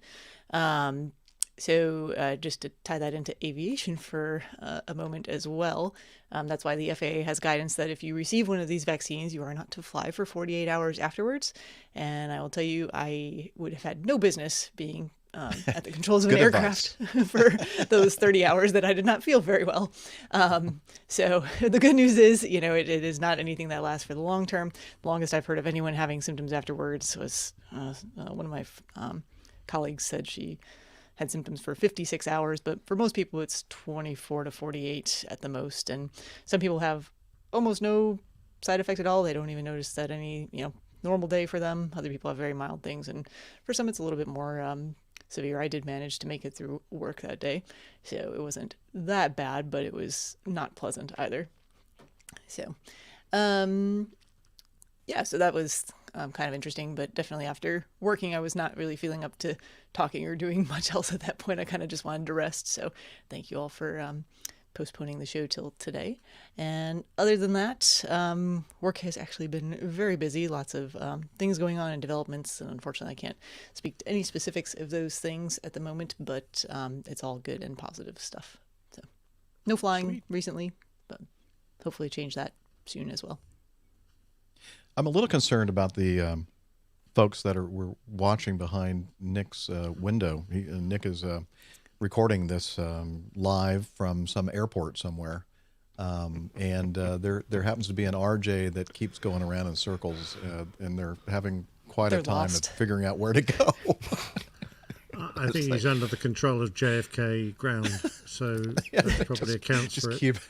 Just keep moving. Keep going around. And around. Yeah. We don't have anywhere for you to stop, so he obviously keep upset circling. the ground controller. He's There he goes going again. round and round in circles. Well, for those who are used to and have experience with ground operations at Chicago's O'Hare, basically this is what they want you to do. They just want you to keep moving. Just keep moving until I tell you what to do. So this person is actually taking heed and just continuing to fly and he's doing drive a good in job. circles. He hasn't hit the thing yet, so that's good. That's good. Anyway, so Nick, since we're talking about the airport that you're showing us behind you, why don't you tell us what has been happening with you since the last episode? We're on pretty much under a lockdown. It's not officially called a lockdown here in the UK, but you might just as well be, because the variant of COVID-19 that is ripping through the country right now is a mutation of the original and considerably more infectious. So our hospitals are filling up very fast, and the government is doing its utmost to try and keep a lid on this so that we don't run out of hospital beds. So to anyone in the UK who happens to be listening, please adhere to the government advice and try and protect our National Health Service. At the moment they need a bit of a break. They're working very hard. Personally, nothing much has changed. I was pretty much not going anywhere before, and I'm still not going anywhere. Playing with my new camera, loving that, because we're allowed out for a dog walk, so that's great, get a bit of exercise. And the only thing that's slightly changed and to look forward to is I was contacted by a lovely bloke called Sebastian and his, I guess, his co-host or producer perhaps called Sarah. They run a German podcast called the Air Crash Podcast, and he listens to us, one of our listeners, so great. He's been doing this podcast for, I guess, just about a month, and started early December, and already he's getting about 200 streams per episode. And about 900 people have subscribed, but it's very early days for him. So if you're one of our German listeners, or you speak fluent German, like of course I do, then you might want to listen to this podcast. Meine Luftkissenfahrzeug ist voll mit allen. I told you so. Did you just say something about sharing your farts with us? No, I said my hovercraft is full of eels. Okay. Yeah. So, he obviously discusses air crashes. He has a weekly podcast which is pre-recorded, and then he does a news section which is live. And he said in this news section they'll be discussing that week's podcast, which is going to be about the Tenerife disaster. You remember the two 747s that collided in Tenerife back in the mid-70s? Probably, I still think it's the world's worst accident. Yeah, to this day. Yep. Yeah. Anyway, he's going to be talking about that, and despite the fact that I don't speak German, he's invited me to be on the show. So I only hope I can understand the questions. So I'm hoping he speaks English as well as German, because sadly I'm monolinguistic, which is classic for us English speakers, isn't it? we can't be bothered to learn anyone else's language, at least most of the people I know in that boat. But a shout out for Sebastian and the German Air Crash Podcast. So, if you can have a look for that and find it, you'll get him. And the live thing, which is called ACPC News. ACPC News. So that'll be on the 26th of January on that. So good luck with your show, Sebastian.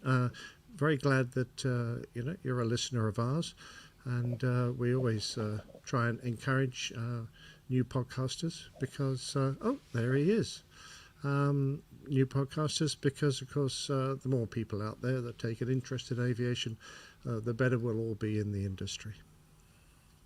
Make sure you have a lot of fun with Nick. He really likes to be made fun of. Enjoys that.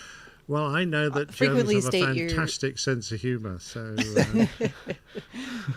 your love of Boeing aviation products and whatnot. There you go. I know Oh, Nick yeah. says he has Yeah. no dog in this fight anymore, but we know otherwise. I was chatting to Marcus of Omega Tau about Sebastian's podcast, and he asked me which of my many crashes will Sebastian be discussing with me.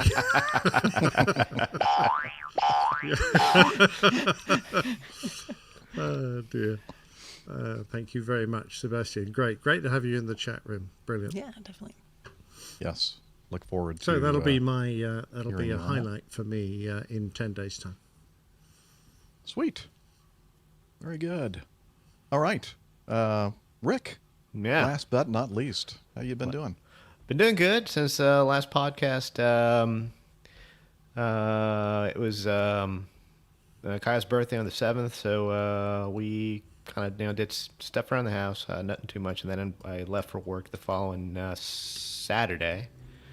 And just been sitting here in Cincinnati the whole time. Had a quick out and back the other day, which is why another reason why we had to postpone the recording of this fine podcast. But other than that, I've just been just sitting here in Cincinnati, sitting reserve, which is one of my favorite things to do.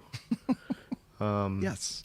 Weather's been great. It was snowing sideways here yesterday, so I had to kind of postpone my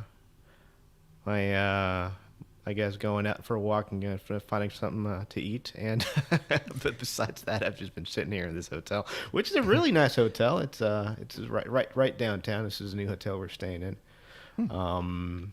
Nice gym here, but really Anything other than open that, down there? actually, things are starting to open up. Well, perhaps. Yesterday night being it was Friday night here, so there's a lot of people out and about, kind of walking around, and restaurants open and everything. It's that kind of I don't know if going back to normal yet, but things are indeed getting better. But then again, Sundays and Mondays here are kind of bleak. Everything's kind of closed again. I'll be here until tomorrow. Tomorrow night, I have a flight over to Houston, and I actually stay out there. And then back here to Cincinnati for a couple of hours to fly to wait for the sort, which is when you basically come back to the hub, unload the aircraft, and then reload it, and then you head back out to another station. So I'm going to be flying from here over to Philly. Be spending the day in Philly, and then back here to Cincinnati on, I believe, Tuesday? And then that'll be it. And that'll be my last flight as a Cincinnati-based pilot. As in February, I'm switching over to Ontario, California, which is going to be great. Ooh. Yeah, that's going to be fun. Like an Looking forward to easier that. commute. Yeah, easier commute. Not only that, but a lot of it's going to be mostly Amazon flying, which is nice. It's all Dash 300s. Not that I have anything against the Dash 200, but the Dash 200s that we have are very, very old. There's no ACARs on that. So going back to that ADAS discussion, you go back to basically flying a 172 with jet engines on it. So there's a lot of things that you have to do manually on these old Dash 200s. For like one of them, for example, is and I always forget to do this, and I actually have to remind myself. When you get to the top of climb, so you get to your cruise altitude, you have to wait 15 minutes, and then you have to do an engine health snapshot, which you go down to the little button on the panel there, and you hit it. It says Event Record, so you hit that, and then the CMC, the central maintenance computer, takes a snapshot of what the engines are doing, and then you have to write that down on the logbook. There's a lot more.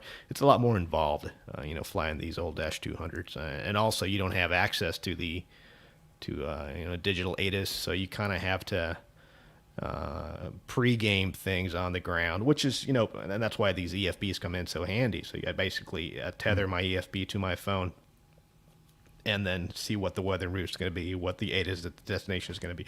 Thankfully, the flights on these old Dash 200s aren't longer than 2.5 hours, so it's really not that bad. I'm going to be, I'm not going to miss the Dash 200s. How do you get 3 meals in 2.5 hours? Very quickly. Oh, you have one on the taxi out, one in the cruise, and one in the descent. At least that's how I do it. Yeah, so I like that. Yeah, but that's going to be good. The Ontario base is mostly, it's like I said, mostly Amazon flying. A lot of flying out to Hawaii, so that's going to be nice. And we do also go on out to Puerto Rico, so that's going to be good too. So and it's going to be I'm going to be getting away from the middle of the night type flying. So it's going to be more bankers hours type stuff, which is nice. I mean, I do prefer to fly at night. I like flying at night more. I don't like the sun in my face all the time. But having a nice normal schedule is going to be a welcome change, at least for a little while. So we'll see how that plays out. I can't wait to hear all about it. Yeah, it's gonna be a good time. Excellent. All right. Anything else before we move on to the coffee fund? I guess not. Nope. There we go. And cue Jeff Smith.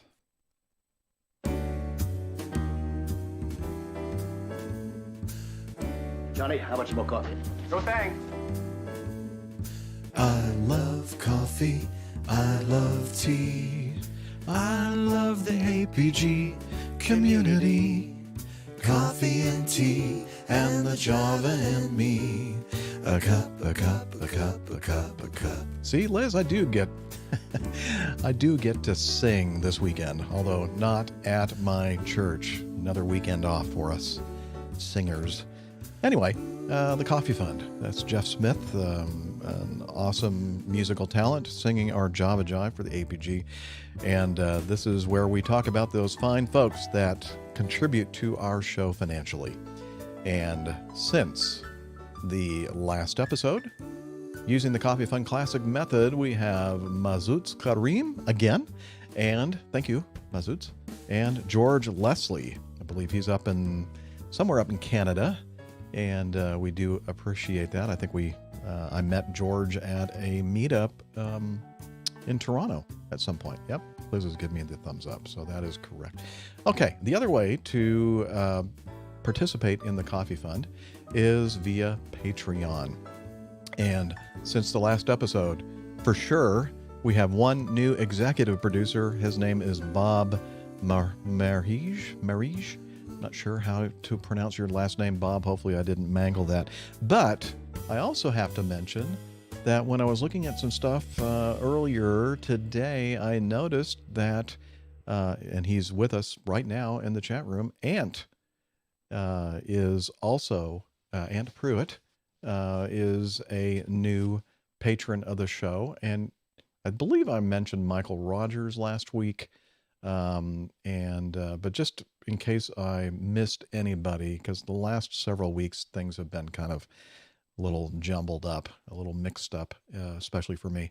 So we have Michael Rogers, Bob Marige, Ant Pruitt, Patrick McKenna. Hopefully I mentioned Patrick on an earlier show. Jake Jacobs is also a new executive producer. I do remember mentioning him, and Mike Bainter.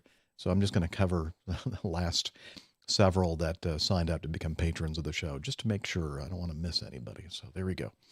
Thank you, all of you, for contributing to our show financially. We do appreciate it. And if you want to learn more about how you can become part of the Coffee Fund cadre or the Coffee Bar Club, head over to airlinepilotguy.com/coffee.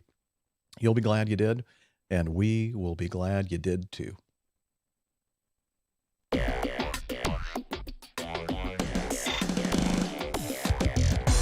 Captain, incoming message. How's everybody doing? Anybody need to take a break? Yeah, I'm going to make myself another cup of coffee here. Probably Okay. should. All right. I don't hear you, Nick. You have muted yourself. I just There you did. go. I made good use of my spare time. Well, that is We'll give you good the to gold hear. star. Gold star. I need Here, another let me one give you of this. There we go. Hey. That's the best I can do for you right there. I was hoping to Or- add it to my to my McDonald's gold stars, but obviously not. McDonald's gold stars. Yeah, all Sure what the that is. servers in McDonald's have gold stars, don't they? No, I don't know. Ooh. The only thing I know is that where Rick is, there is a place, Cincinnati, they love their chili. And it's not normal chili. It's kind of like chili without beans. And it's actually pretty good. I mean, it's not what you would think of normally as chili. And they have one of the main brands there is called Gold Star chili, I think. I have to wait for Rick to come back to verify that. But you know what? I think Jennifer probably knows all about that. And I think Jennifer is with us in the chat room. So it's Gold Star. And what's the other one that's kind of famous for Cincinnati chili there? Can't think of the other one.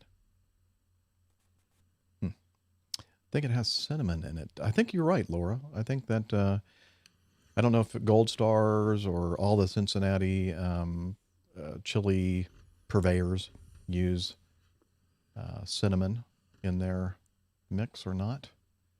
Skyline, that's it. Thank you, Jennifer. Jennifer.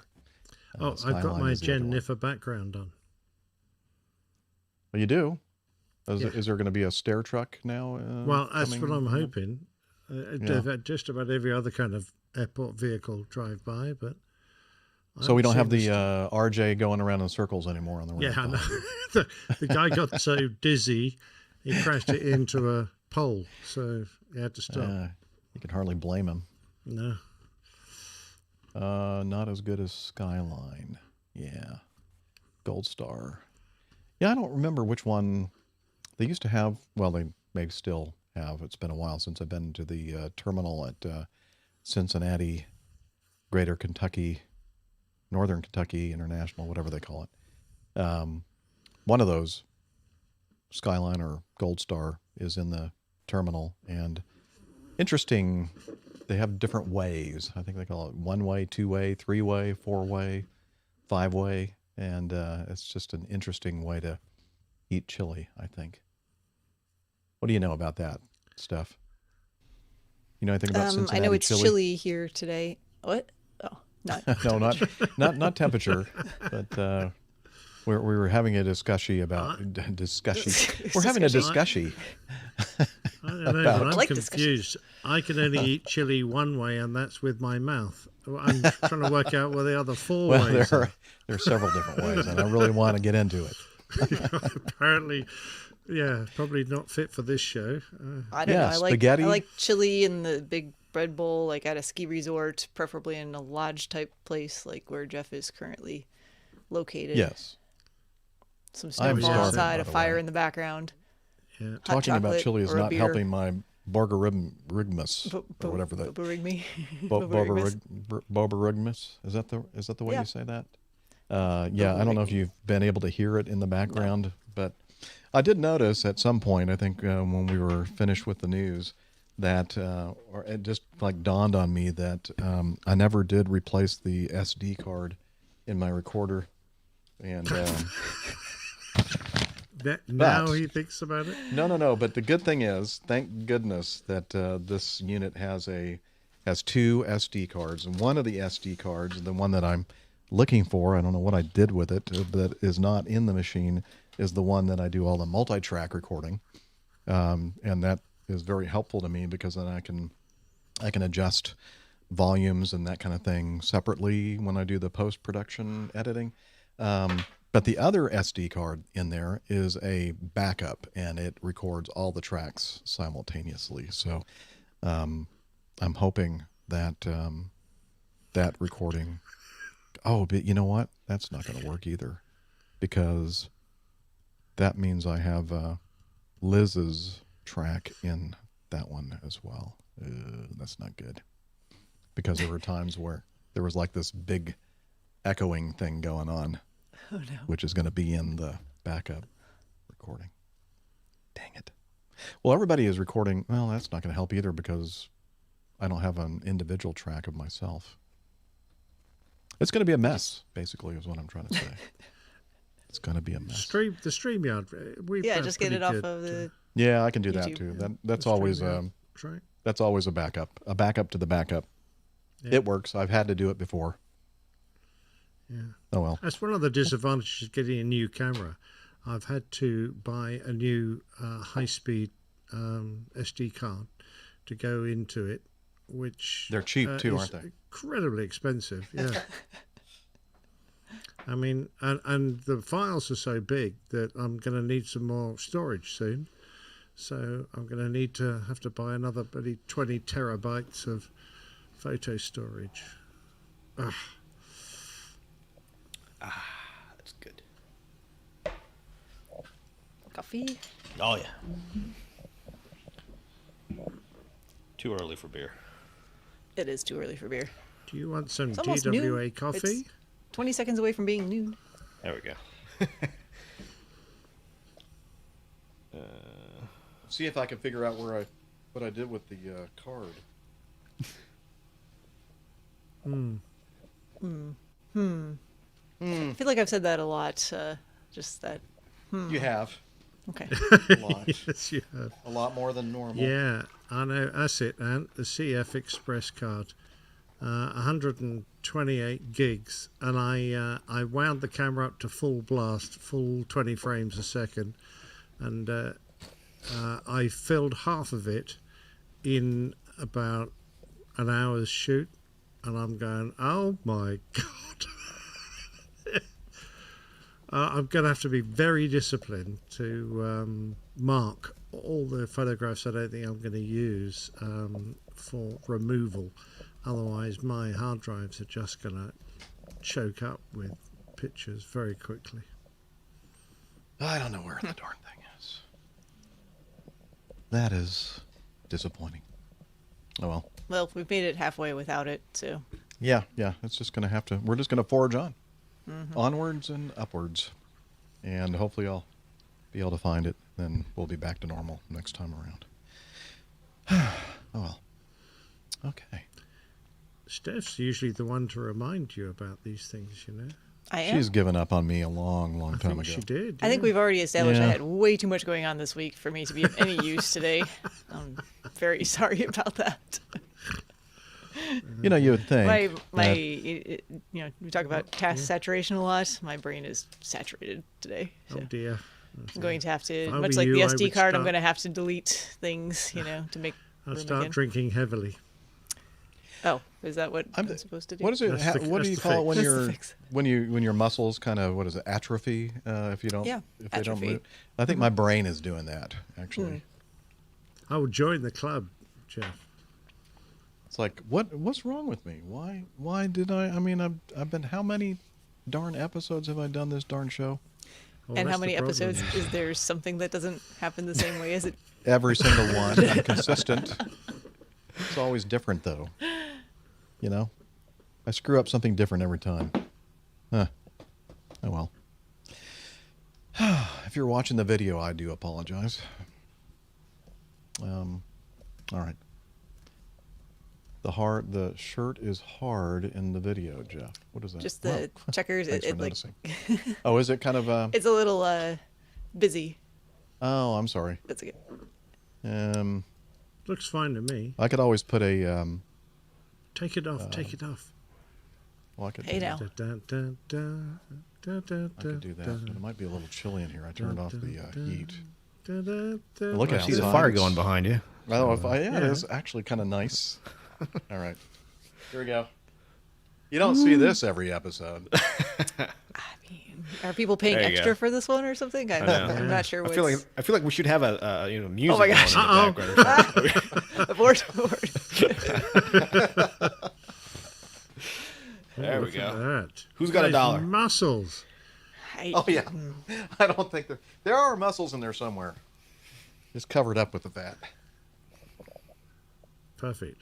All right, there we go. Well, Now, you look very see, Miami Rick now. There you go. I'm here to please Rich from Sheffield. Is that better? Okay. Here we go. Guys, ready to continue with the feedback? Rock and roll. We're ready. All right, let's do it. See if I can find it. There's a window here somewhere that says Evernote. Here, I found it. Okay. Oh, this first one is kind of interesting. Lance sent this in, and we have, Liz, a video for you to play.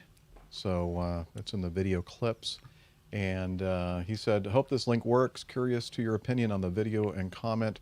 At first I thought it looked odd, but the more I watch, it seems like maybe just ground effect with a slightly high nose up attitude at touchdown.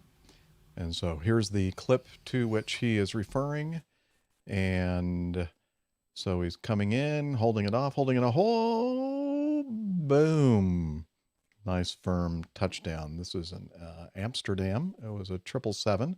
For those of you who are not watching the video, we'll have the link to this in the show notes so you can watch it as well. It's a Kuwaiti 777, I believe.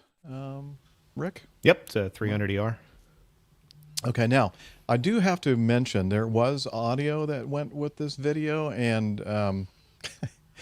here, let's just play it. This is the reason why I kind of took it out, because it kind of has a guy kind of hysterically commenting in the background as he's watching this. I thought it was hilarious. Oh my god! Oh my god! What the f Beep!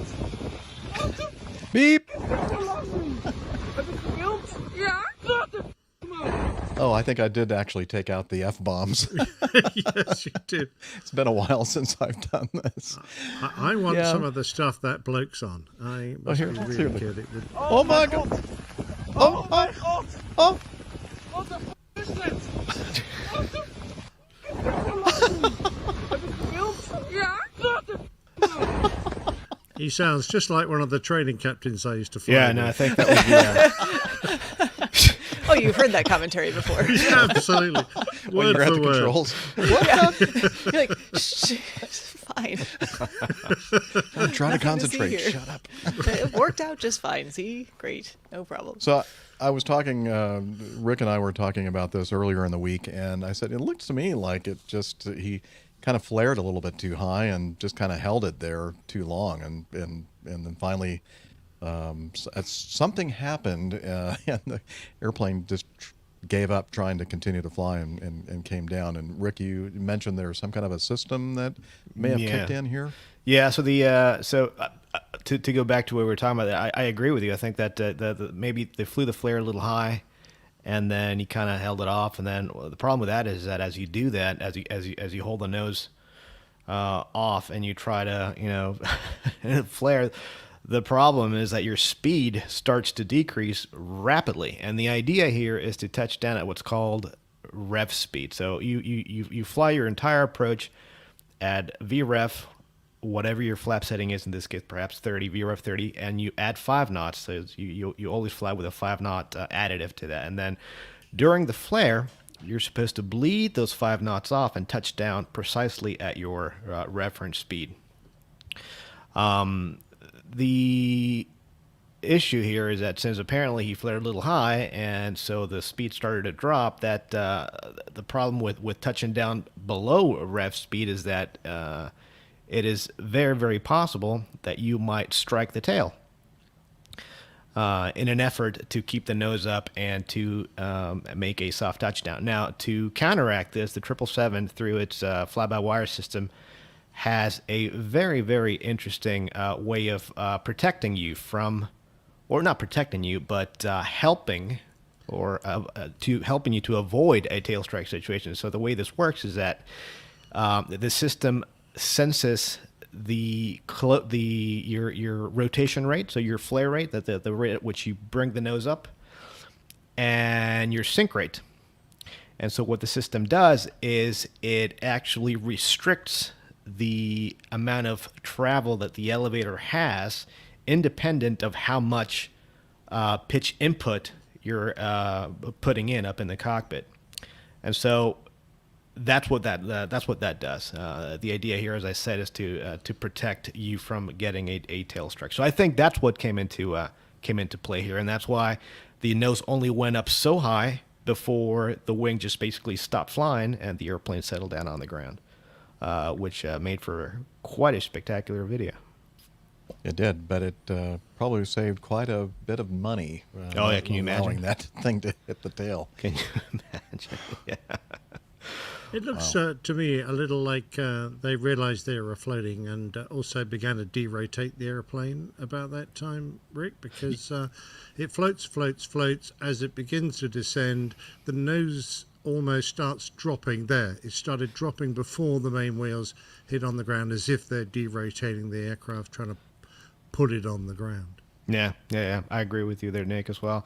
I don't know. I reckon whoever the other part, the captain might have been, was perhaps just providing a little push on the. I think, and that's exactly what I was going to say. That's exactly what I was going to say. Maybe whoever the PM was provided a little bit of positive input there to nudge to a little nudge or two to bring that nose down and let the airplane help the airplane settle down. But again, I mean, had it not been for that system, it's very, very possible that the tail might have struck. Now, the interesting thing about this trip, the 777-300, is that it is so. I mean, for a while before the 747-8 came about, or I believe it was the 747-8 before that came about. The 300ER for a period of time at least was the longest airplane in the world, and so Boeing came up with a series of features to help prevent tail strikes. And another interesting feature that the 300ER has is what's called the semi-levered landing gear, in which basically what that means is that if you look at the main landing gear truck of a 777, you have 3 sets of tires. Right? So you have a set of tires in the back, a set of tires in the center, and a set of tires in the front. So 2, 2, and 2, right? So it's 6 tires altogether. And so there's a hydraulic cylinder that connects the landing gear leg to the front 2 tires, and that cylinder, that hydraulic actuator, is locked on the ground. And so the way that works is, and this is obviously on the rotation part of the flight here, as you go to rotate, this actuator pulls the front 2 wheels. So it pulls the landing gear, the front 2 wheels up, and then the entire airplane, the entire jet pivots, not on the center set of wheels, but on the aft set of wheels. And that actually gives you a little bit of extra tail clearance to prevent that tail strike. Now, I don't understand if I'm making myself clear here. I see Jeff with a little bit of a confused face on here.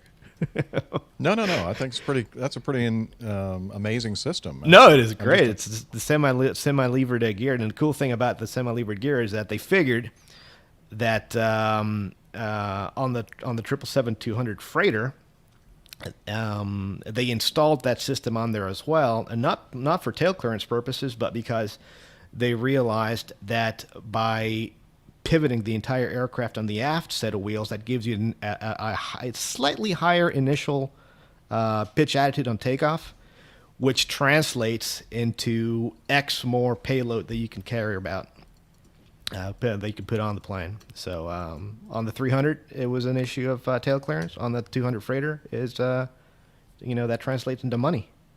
So I thought that was interesting. Very cool. I just need to bring us back above 50% here. What's that? What do you got?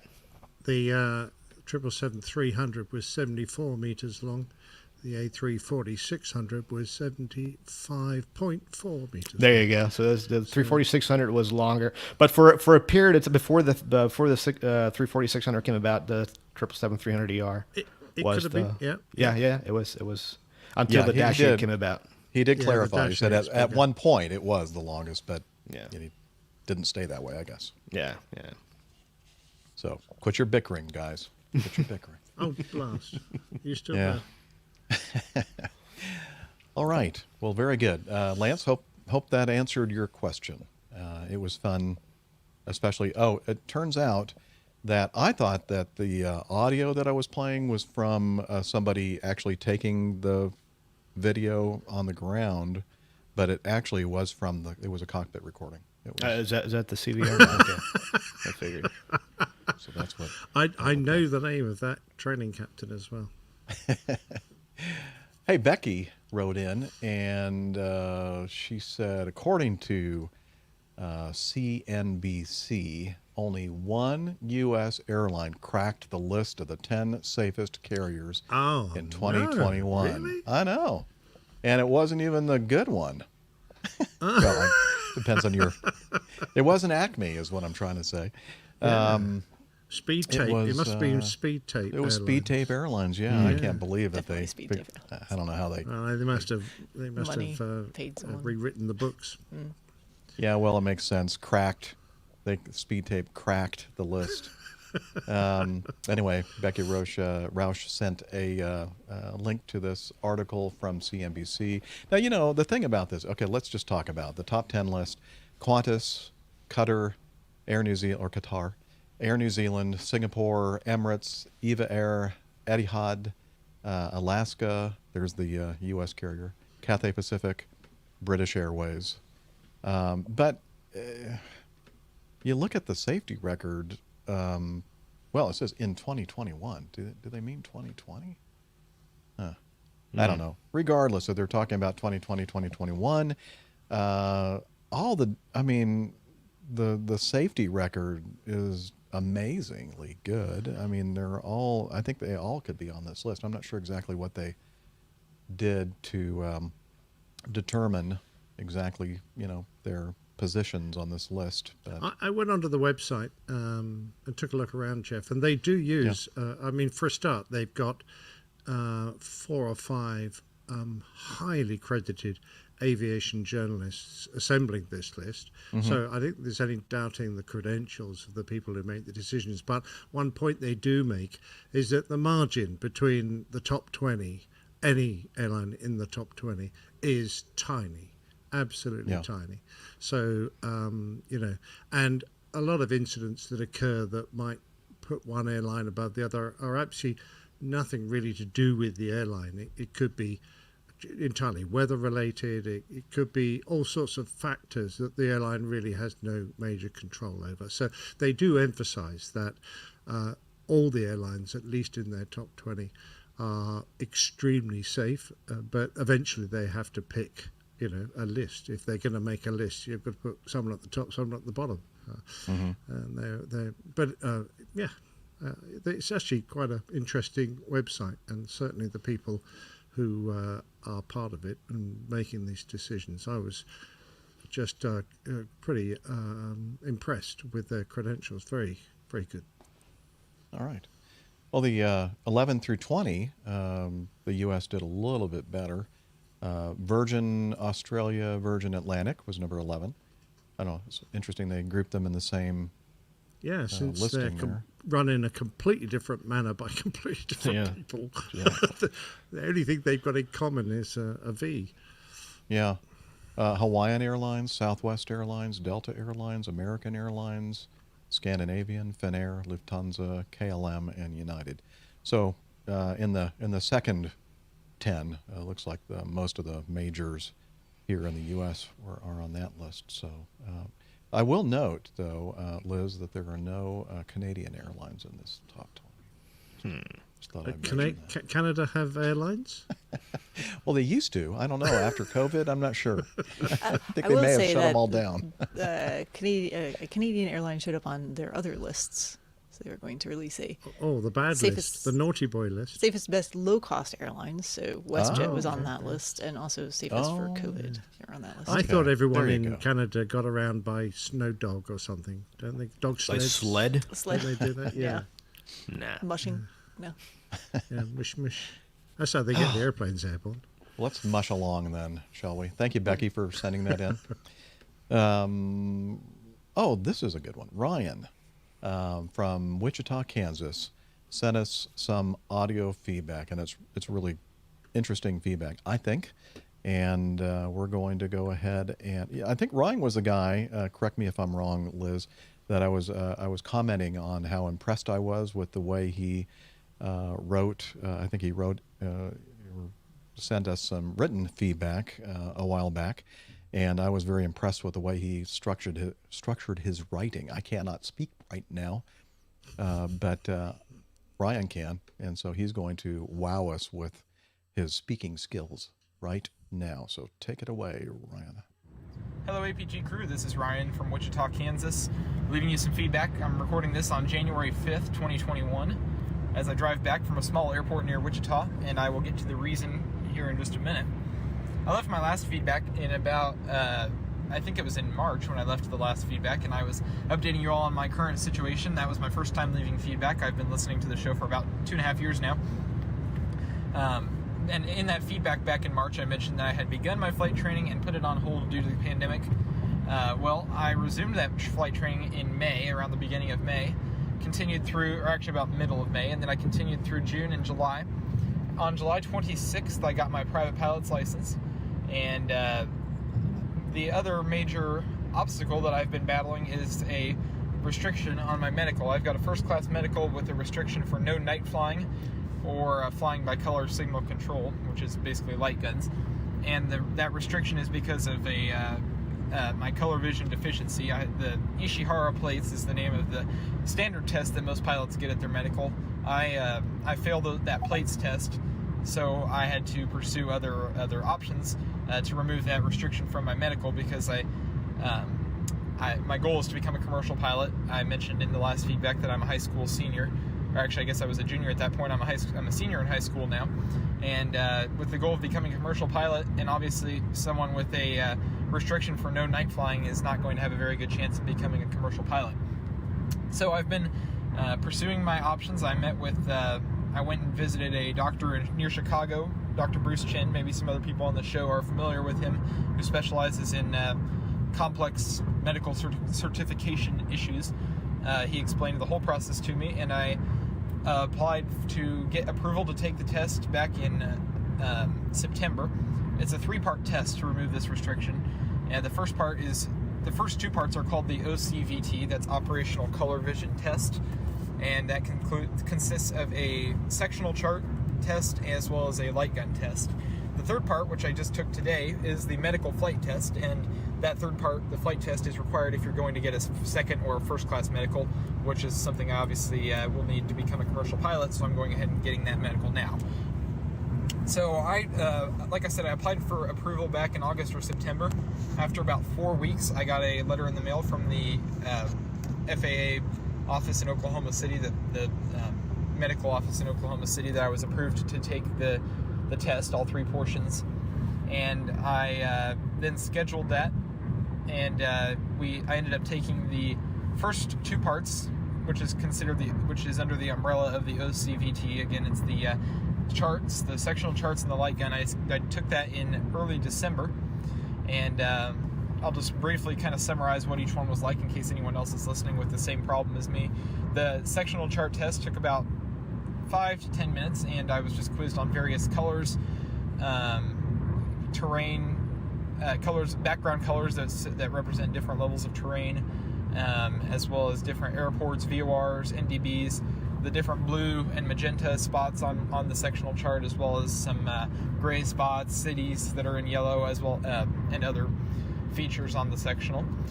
So I passed that portion, and then we went outside and got 10 light gun signals from the air traffic control tower, and this is probably the most stressful part for most people, including myself, because you have one chance to get all 10 light gun signals correct, and if you miss any one of them, again, it's red, green, and white lights.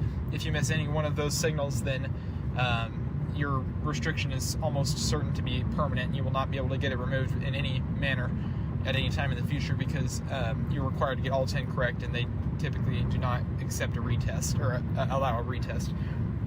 Luckily, I got all 10 correct. Where I was taking the test, we had a good LED light gun.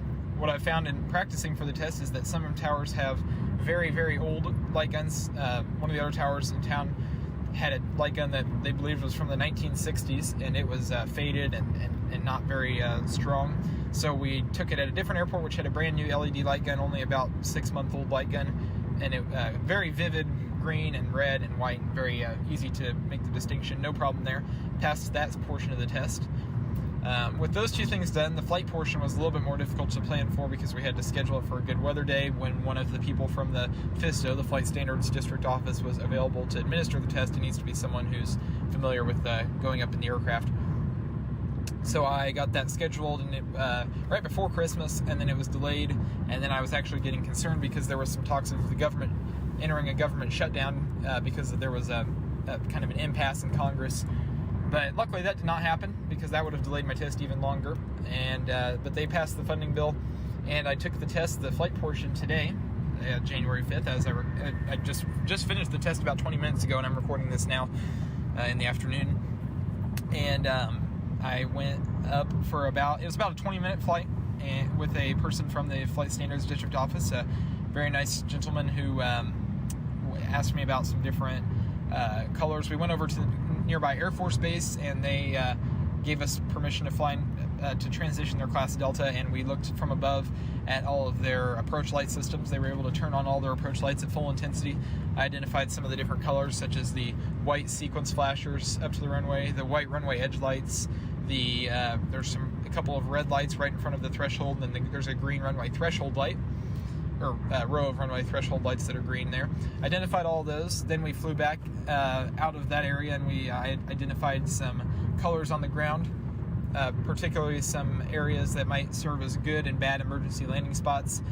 Something that's important is they want to check that you have good depth perception and can identify terrain abnormalities, such as like ridges and waterways and whatnot. So that was we identified probably about a dozen of those, and we landed just about 20 minutes after we took off. On landing, on final approach, I identified the PAPI lights and told him. We started out a little bit high, and then I told him as each light switched from white to red, and then I got 2 red and 2 white as I was on glide path towards the end. So that was the end of the flying portion. We landed good. It was actually a crosswind. Pretty good crosswind today, and I made a good landing, and he complimented me on that, so that was nice. And then he informed me that I had passed the test, and that was a huge relief because it's been many years now of hoping to become an airline pilot in the future, some type of commercial pilot. I want to be an airline pilot, hopefully. It's been many years of wanting to do that, but not knowing for sure that I would be able to because of this minor color vision deficiency I have, but significant enough to need to do specialized tests to get that taken off my medical. So now that I passed that test, some forms will be sent off to the FAA, and they will send me a new medical in the mail. It'll be just like my old one, with everything the same, except it'll have no restrictions on it whatsoever. And they will also send me a letter of evidence that basically says anytime I go to a AME, Aviation Medical Examiner, in the future, that examiner does not even need to test me on color vision at all. I've been approved by the FAA for life. Color vision does not change as you age, so I am approved for life. I will never have to take another color vision test of any type again, at least not for the FAA. So obviously it's a very exciting day for me, probably one of the best days of my life, if I'm being honest, because this is it's kind of my dream career to be an airline pilot, and this was a major obstacle, one of the only major obstacles standing in the way. So during this whole time while I've been waiting, I've been planning a couple different options in case I passed or failed. I applied to several aviation degree programs at colleges, and I applied to non-aviation related programs at other colleges. But luckily now it looks like I'll be able to go ahead and pursue those aviation degree programs. I've been accepted at Ohio State University, University of Oklahoma, Kansas State University, Baylor University, and Oklahoma State University, which all have aviation programs there at the schools with their own fleet of aircraft and everything. So I've got lots of options. And I also applied to Purdue University. I'll be hearing back from them soon. I'm probably most likely to go to the University of Oklahoma because it's not far from where I live, and they have an aviation program that I am very interested in. But I'm not exactly certain yet. I'll be deciding in the next few months where I want to go from there, or where I decide to go to college. But obviously a very exciting day for me, and I just wanted to share this news with you all because it's obviously of significant personal importance to me, but also it might affect some other people who are in my same situation, because there there is quite a large population of people, especially men. It's much more common for men to be colorblind, so it's not a small group of people that necessarily that want to be pilots and have color vision issues and want to try and get a waiver for them. And I am now someone who is lucky enough to have one, a waiver for life. Switching to a different recording here because there was something else I wanted to mention, and that is that I know that some people might think it's a bad time to enter the aviation industry or get ready to go to college for aviation when there's a pandemic and the airlines aren't doing so hot. But my thought is that hopefully about 5 years from now would be the time that I'd be ready to get a job in an airline, and hopefully the situation will be much better by then, assuming there's not another pandemic. Anyway, so that is my feedback for today. I appreciate the great show. Keep up the good work. And I look forward to seeing what else you guys do the rest of this year. And maybe Oshkosh will get to happen, and I'll get to meet up with some of you later on once things are maybe a little bit more back to normal. I know several people now in my... several people I know personally have now gotten the vaccine, which is pretty promising, and hopefully that'll continue and we can get back to some of our more exciting normal life activities from before the pandemic. And again, thanks for the show, and I'll see you soon. All right. Well, that deserves a big round of applause and even some noisemakers thrown in. Wow, noisemakers. That's Congratulations. Yeah, only the best for Ryan, man. Absolutely. Many counts there. Not only passing Great story. The vision testing requirements that were in place for him, and then also being accepted to multiple universities and multiple other applications in process. And for high school senior, definitely good head on your shoulders, and you have all of your ducks in a row there for sure. I think his timing is going to be pretty good. Absolutely. Timing would be great. 5 years from now. Yeah, absolutely. I have no doubt that you're certainly getting in at the bottom of things, and then by the time you're done, it's just going to be. I look at it as when the Apollo missions would send the capsule to the moon, they actually had to not aim for the moon, but actually aim at some point in space and wait for the moon to catch up with them. It's kind of like that with what you're doing. I think it's great. You're going to be you're sitting pretty. By the time things come back to normal, you're going to be ready. Good analogy there. Yep. I have, great analogy. I have a couple questions or a couple comments. One main question. He mentioned that now he never has to take another color blindness test again. I'm thinking, I don't know how many times I've taken the darn color blindness thing over the years. I'm thinking, you're telling me I only had to do it once? Right? Because you said it doesn't change over the years. What's going on here? It's probably $100 per test, so I'd have a word with your doctor if I were you. He'd be charging you every time. Well, it probably has more to do too with, and I will say this just from my standpoint too, as I'm doing a physical exam, I have certain things that I know I need to hit each time, but if I do them out of order, even if I know one of them is very unlikely to change, then I miss what I'm doing. So it just happens in the same order every single time. And honestly, if you've passed it before, there's no reason to think you're not going to pass it the next time. So it's not anything to be concerned about, and it takes seconds to do those Ishihara color. Interestingly, I mean, I didn't know that once you've been tested for color blindness, it doesn't disappear as you grow older, like some other things. I'd ask for a refund, Jeff. I mean, barring other things that would affect your vision catastrophically or your ability to perceive visual inputs, so something intracranial. I do have to say though, it has been, at least the current AME that I go to, I'm not sure if I've ever done a color blindness test with this particular outfit, so maybe they know this. Yeah, well, I mean, because it's as the feedback says, you pass it, and as long as there's no issues there, you never have to take it again. As long as you haven't had, eye injury, head injury, I mean, things that would really alter your sense of vision in multiple ways. What are you saying there, Steph? Well, yeah. Anyway, I just wanted to say to Ryan, those red lights, Jeff. We're wondering why.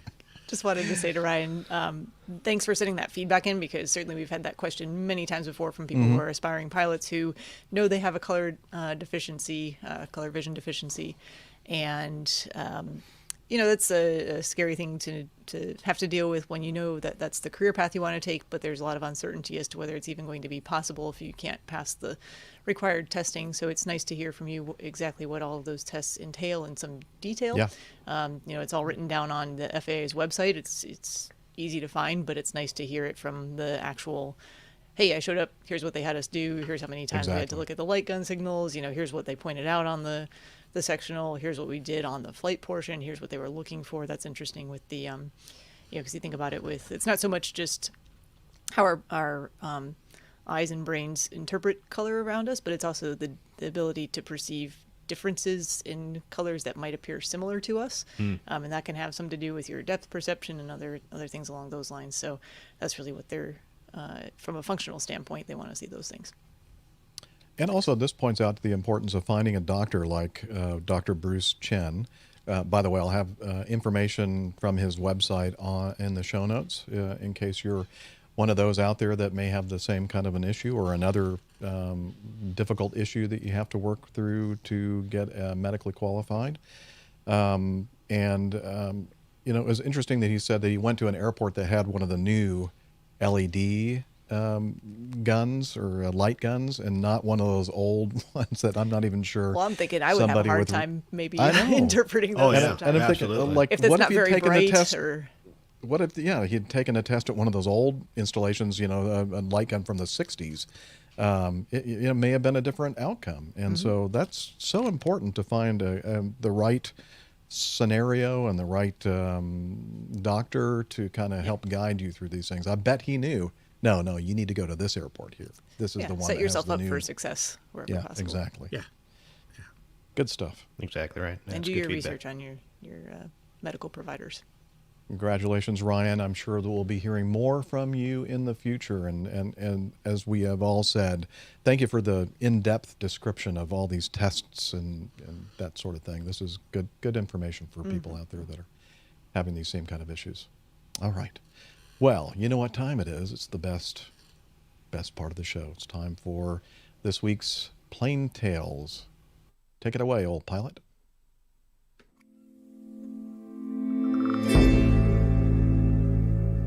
The Old Pilot's Plane Tales.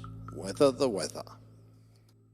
Whether the weather be cold or whether the weather be hot, we'll weather the weather whatever the weather, whether we like it or not.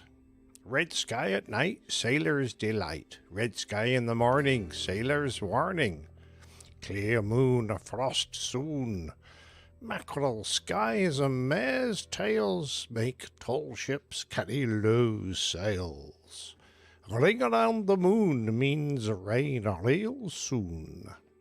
Whether you use old wives' tales, seaweed, or rocks to forecast your weather, if you're a pilot, you'll probably want something a little more scientific, although many weather rhymes are in fact based on fact. Nowadays, however, we are blessed with more ways to get the weather than one can shake proverbial sticks at.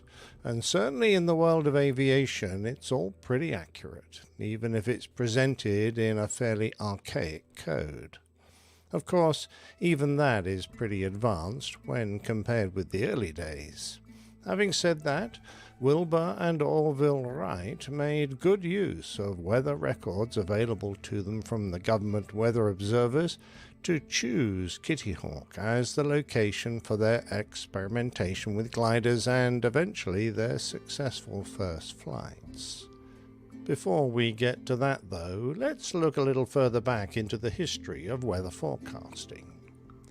The Upanishads of India, late Vedic Sanskrit texts around 5,000 years old, make mention of the process of cloud formation and seasonal rain cycles caused by the movement of the Earth around the Sun. Thales may qualify as the first ancient Greek meteorologist, as he reputedly issued a seasonal crop forecast, and Democritus, who lived around 400 BC, predicted changes in the weather, and he used his ability to convince people that he could predict other future events.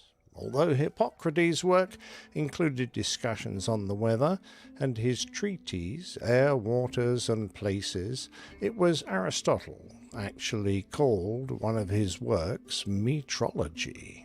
He had rather fanciful notions of the four elements, fire, air, water and earth, having interactions that explained a great many natural phenomena. His observations of the weather, though, were more accurate than many. For example, he tells us that when there is a great quantity of exhalation, and it is rare and is squeezed out of the cloud itself, we get a thunderbolt. He certainly strikes a chord when he explains what we now know as the hydrological circle, the continuous cycle of water from the surface into the air through evaporation and its return via precipitation. Now the sun, moving as it does, sets up processes of change and becoming and decay, and by its agency the finest and sweetest water is every day carried up and is dissolved into vapour and rises to the upper region, where it is condensed again by the cold and so returns to earth. In China, the philosopher Wang Chong dispelled the myth of rain coming from the heavens, concluding that rain is evaporated from water on the earth into the air and forms clouds, stating that clouds condense into rain, although he quotes this idea as coming from earlier theories proposed centuries before. Even Jesus has something on the subject of weather, saying in the New Testament, "When evening comes, you say, it will be fair weather, for the sky is red." In the Middle Ages, there were scientific discoveries that explained some of the principles that cause our weather, although many scholars believed it was still linked to astrology and the position of the stars. In the 17th century, the tools of modern weather forecasting were starting to appear, with Galileo Galilei's construction of a thermoscope, a glass tube containing globes of different density that will rise or fall depending on the change in air density with temperature. In 1643, Evangelista Torricelli invents the mercury barometer, and a few years later Pascal calculated the weight of air and proved that above the atmosphere there lay not some invisible matter then known as plenum, but a vacuum. The 18th century sees Bernoulli publish the basic laws of gases, Hadley explaining global atmospheric circulation, and Fahrenheit inventing the mercury thermometer. But in the 19th century, the advances come thick and fast. Luke Howard, the subject of an earlier tale, assigns cloud names that we still use today. Francis Beaufort classifies wind speeds, and it's Gaspard Gustave Coriolis who recognizes the basis for the turning force we now know as the Coriolis effect. All the scientific principles were coming together, and there was a growing interest in predicting weather, driven in the main by the needs of shipping. But it was a storm in 1859 and the loss of the steam clipper Royal Charter that galvanized action to create the very first formal forecasting system. The Royal Charter was considered a modern and powerful vessel, driven by sail and steam, and was returning from Australia to Liverpool in England. As the ship reached the island of Anglesey, a mere 75 miles from their destination, the captain decided to continue past the safety of Holyhead Harbour and continue on. The glass was falling as the air pressure decreased, and the wind eventually reached storm force 12, driving the ship onto the rocky coast of Anglesey. With many passengers returning from the Australian gold rush, bullion in the hold was insured for £322,000, over £40 million in today's money. And there was much more held by the many successful prospectors on board.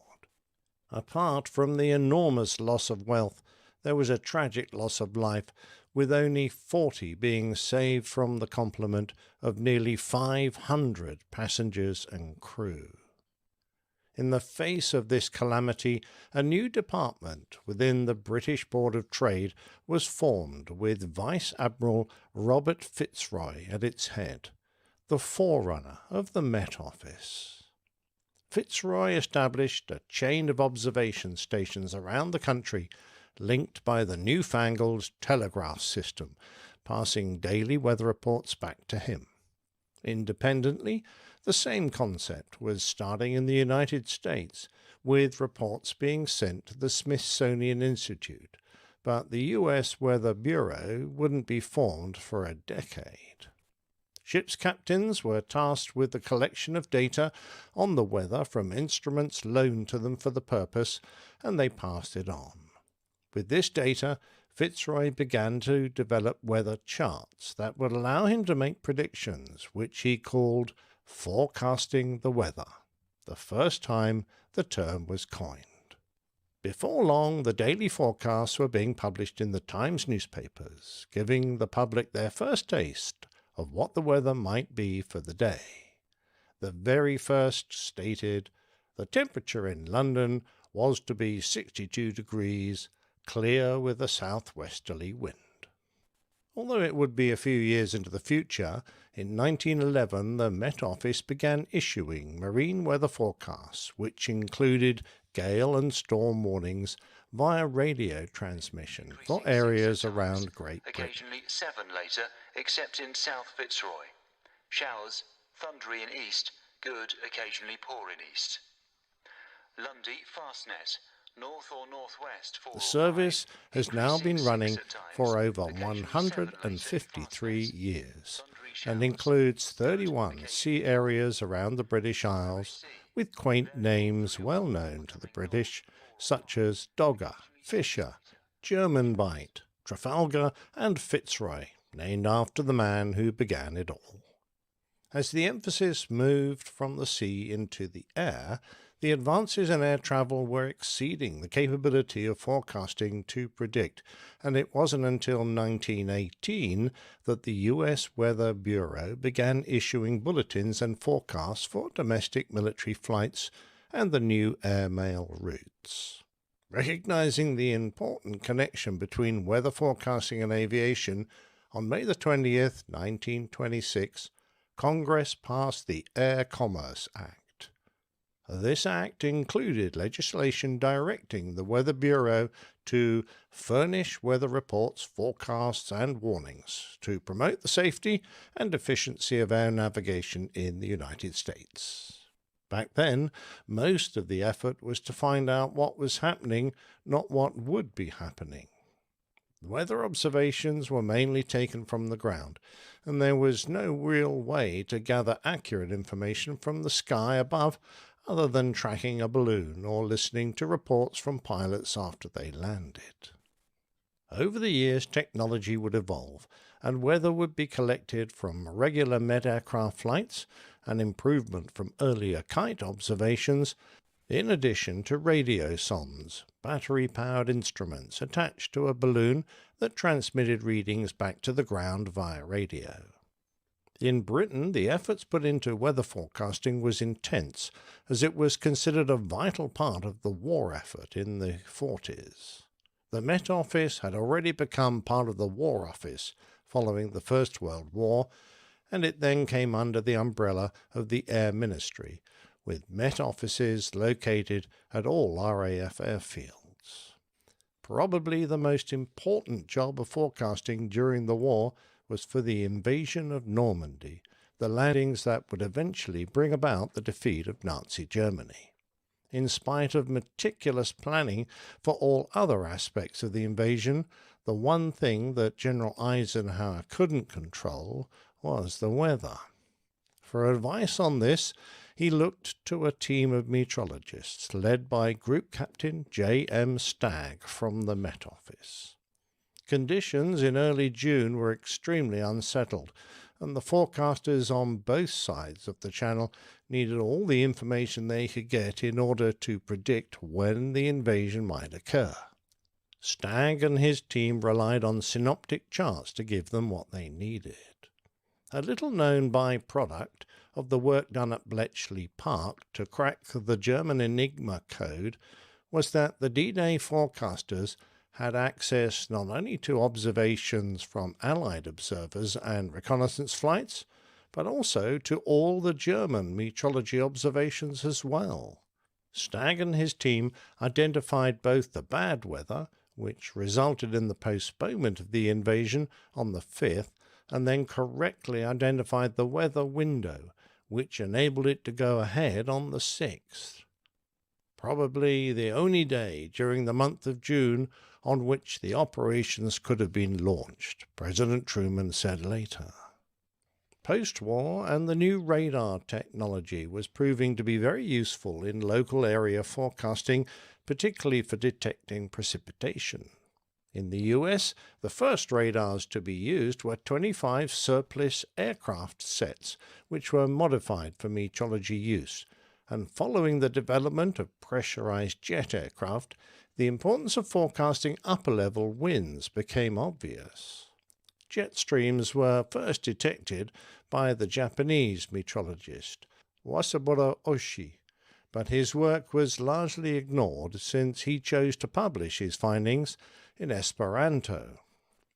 With more and more air traffic flying in the upper atmosphere, the locations and movement of jet streams, a term coined by the German meteorologist Heinrich Seelkopf, became important to aviation forecasting since they have a major effect on flight times. We also now know that they have a significant effect on climate cycles, and many, such as El Niño and La Niña, have been named. The format of aviation Met reports has been more or less unchanged since 1996, a format that replaced the older coding that had been around since the early 50s. The question that every new aviator asks, of course, is why does the weather have to be coded in the first place? There are, after all, 38 different codes for weather events in the standard World Meteorological Organization list, some of which are easy to remember, like RA for rain, but others that confuse. UP, UP, means unknown precipitation, and PY means spray. Codes can be added together, like RAB15E25, which means rain began at 15 minutes after the last hour and ended at 25 minutes after the last hour. Of course, being the United States, the US has a few additional ones, their list reaching 119, with entries such as Chino, CHINO, meaning sky condition at secondary location not available, and WG/SO, meaning working group for surface observations, although why on earth you'd need that in a forecast or actual defeats me. The reason for the complications of codes come down to the historical limitations of transmitting mediums, originally Morse code, and later teleprinters and the like, so brevity was essential. In 1996, this was still the excuse, and I quote, "The current SA code has been in place for over 40 years, and the conversion to METAR is a follow-on, which is not very different. As for having these products reported in a plain language format, this is not feasible." Whether that still applies in 2021, I have no idea. Remembering back to my training, a great deal of emphasis was then placed on interpreting surface observation charts, upon which was a plethora of station circles, or more formally station models. Little change since 1941. These intricate, and complicated sigils were invented to allow an abundance of observation data from each location to be compressed into a small space so that they could fit onto a weather map. Pilots were expected to decode these observations and from the data work out all that they needed from the chart, such as en route weather, winds, frontal locations, icing conditions, and destination forecasts, etc. The basic station consisted of a circle with a flag sticking out. Segments of the circle were coloured in to represent the amount of cloud cover, and the flag showed wind direction with tags indicating speed. Around this was a confusing array of dots and squiggles, showing cloud type, pressure and tendency, temperature, dew point, present weather, visibility, past weather, and the like. This was repeated for every observation on the map, and overlaid were isobars, allowing a measurement of the wind speed and direction. But since this was for the surface, a good knowledge of how the weather changed with height was essential. I hadn't seen one of those charts for many years, so perhaps they've entered into the world of Met history, and good riddance. I happen to like my current weather forecast app on my phone that tells me, blah blah blah, it's only a matter of time until it rains.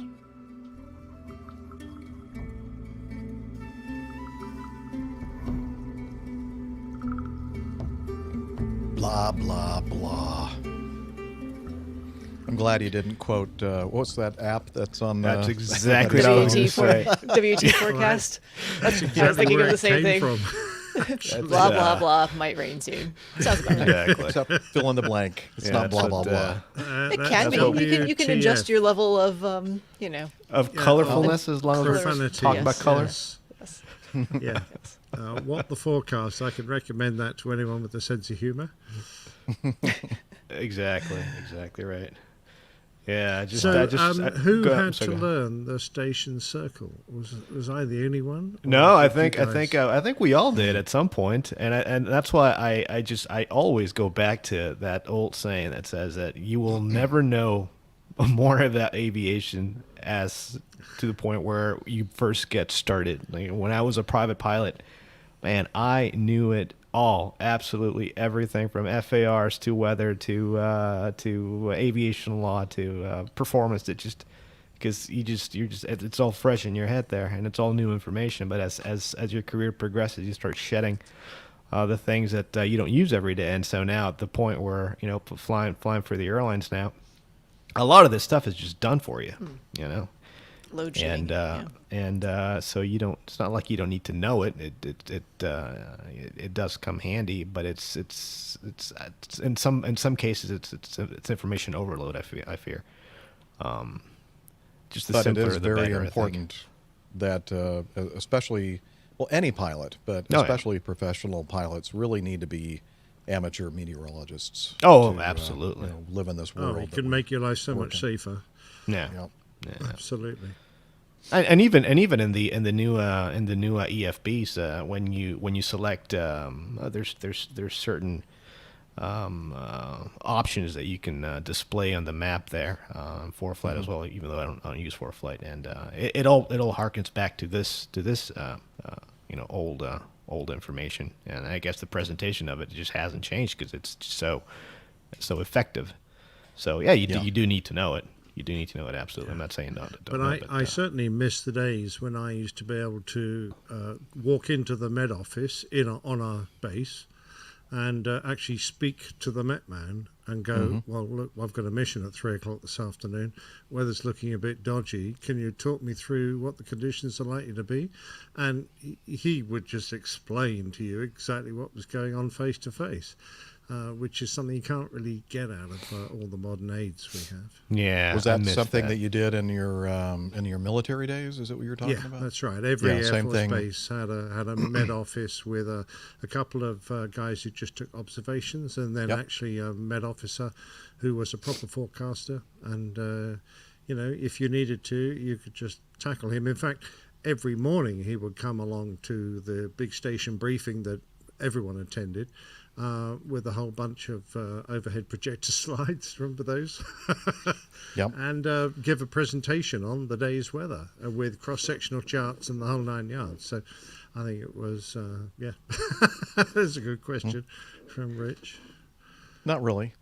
It's funny as jump pilots, oftentimes if the weather has not done what it was forecast to do, say, low fog or cloud cover has hung around longer than forecast or predicted, then we're the ones who start getting the questions. There's no other meteorologists on the field. It's like, well, how long is this going to last? Should we stick around? Should we do? And we're going, no, I don't know. Well, it's a pretty looks cloudy still. Job. So.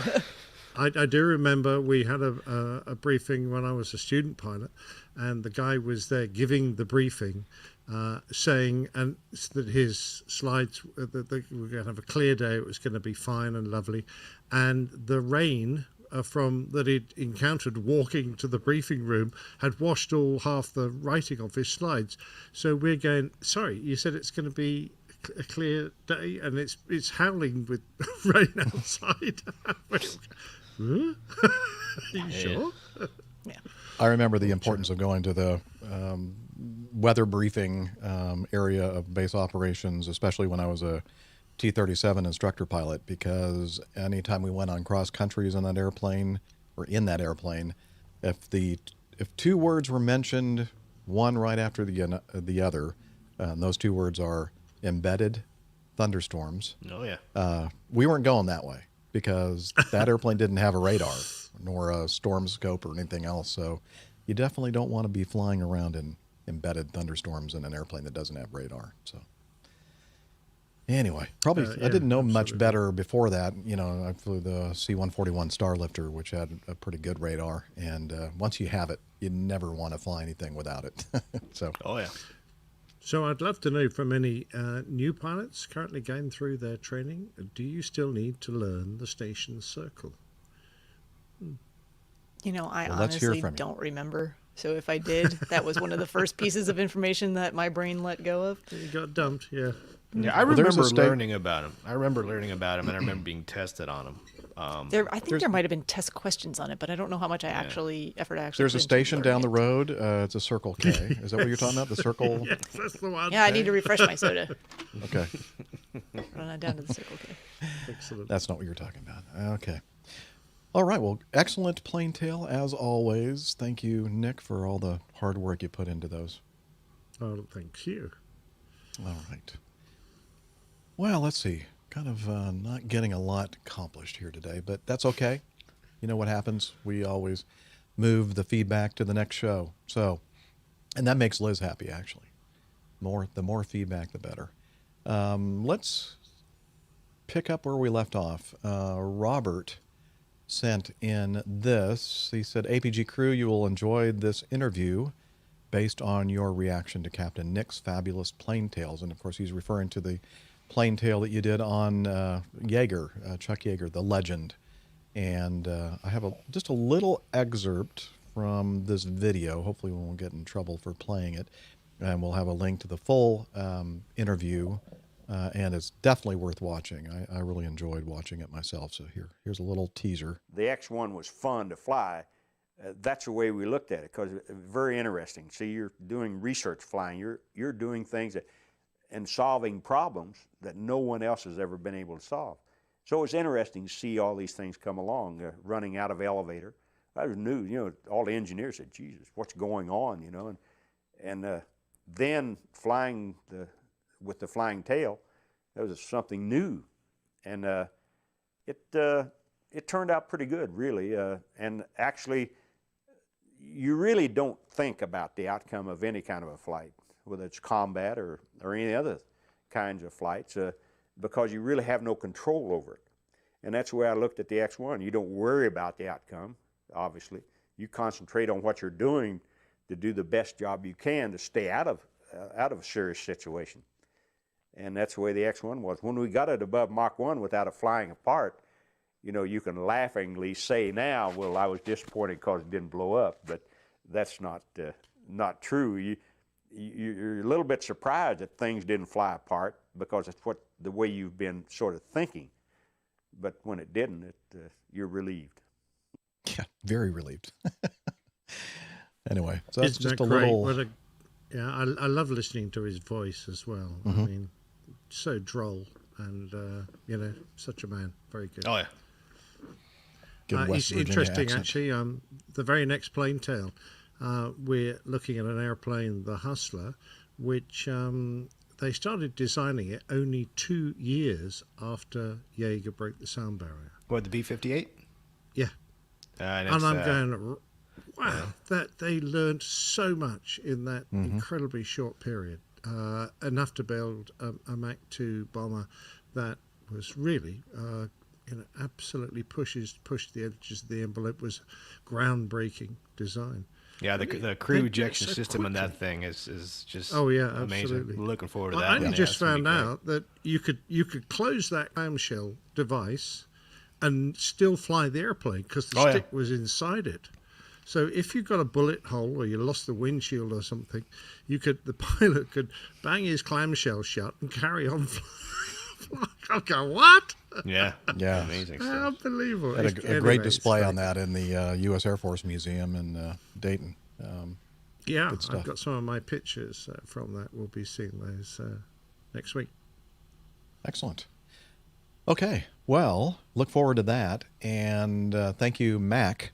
It says Robert, but it's in parentheses. Mac Coble sent that in. And if you want to check out this interview on YouTube, please find the link in the show notes.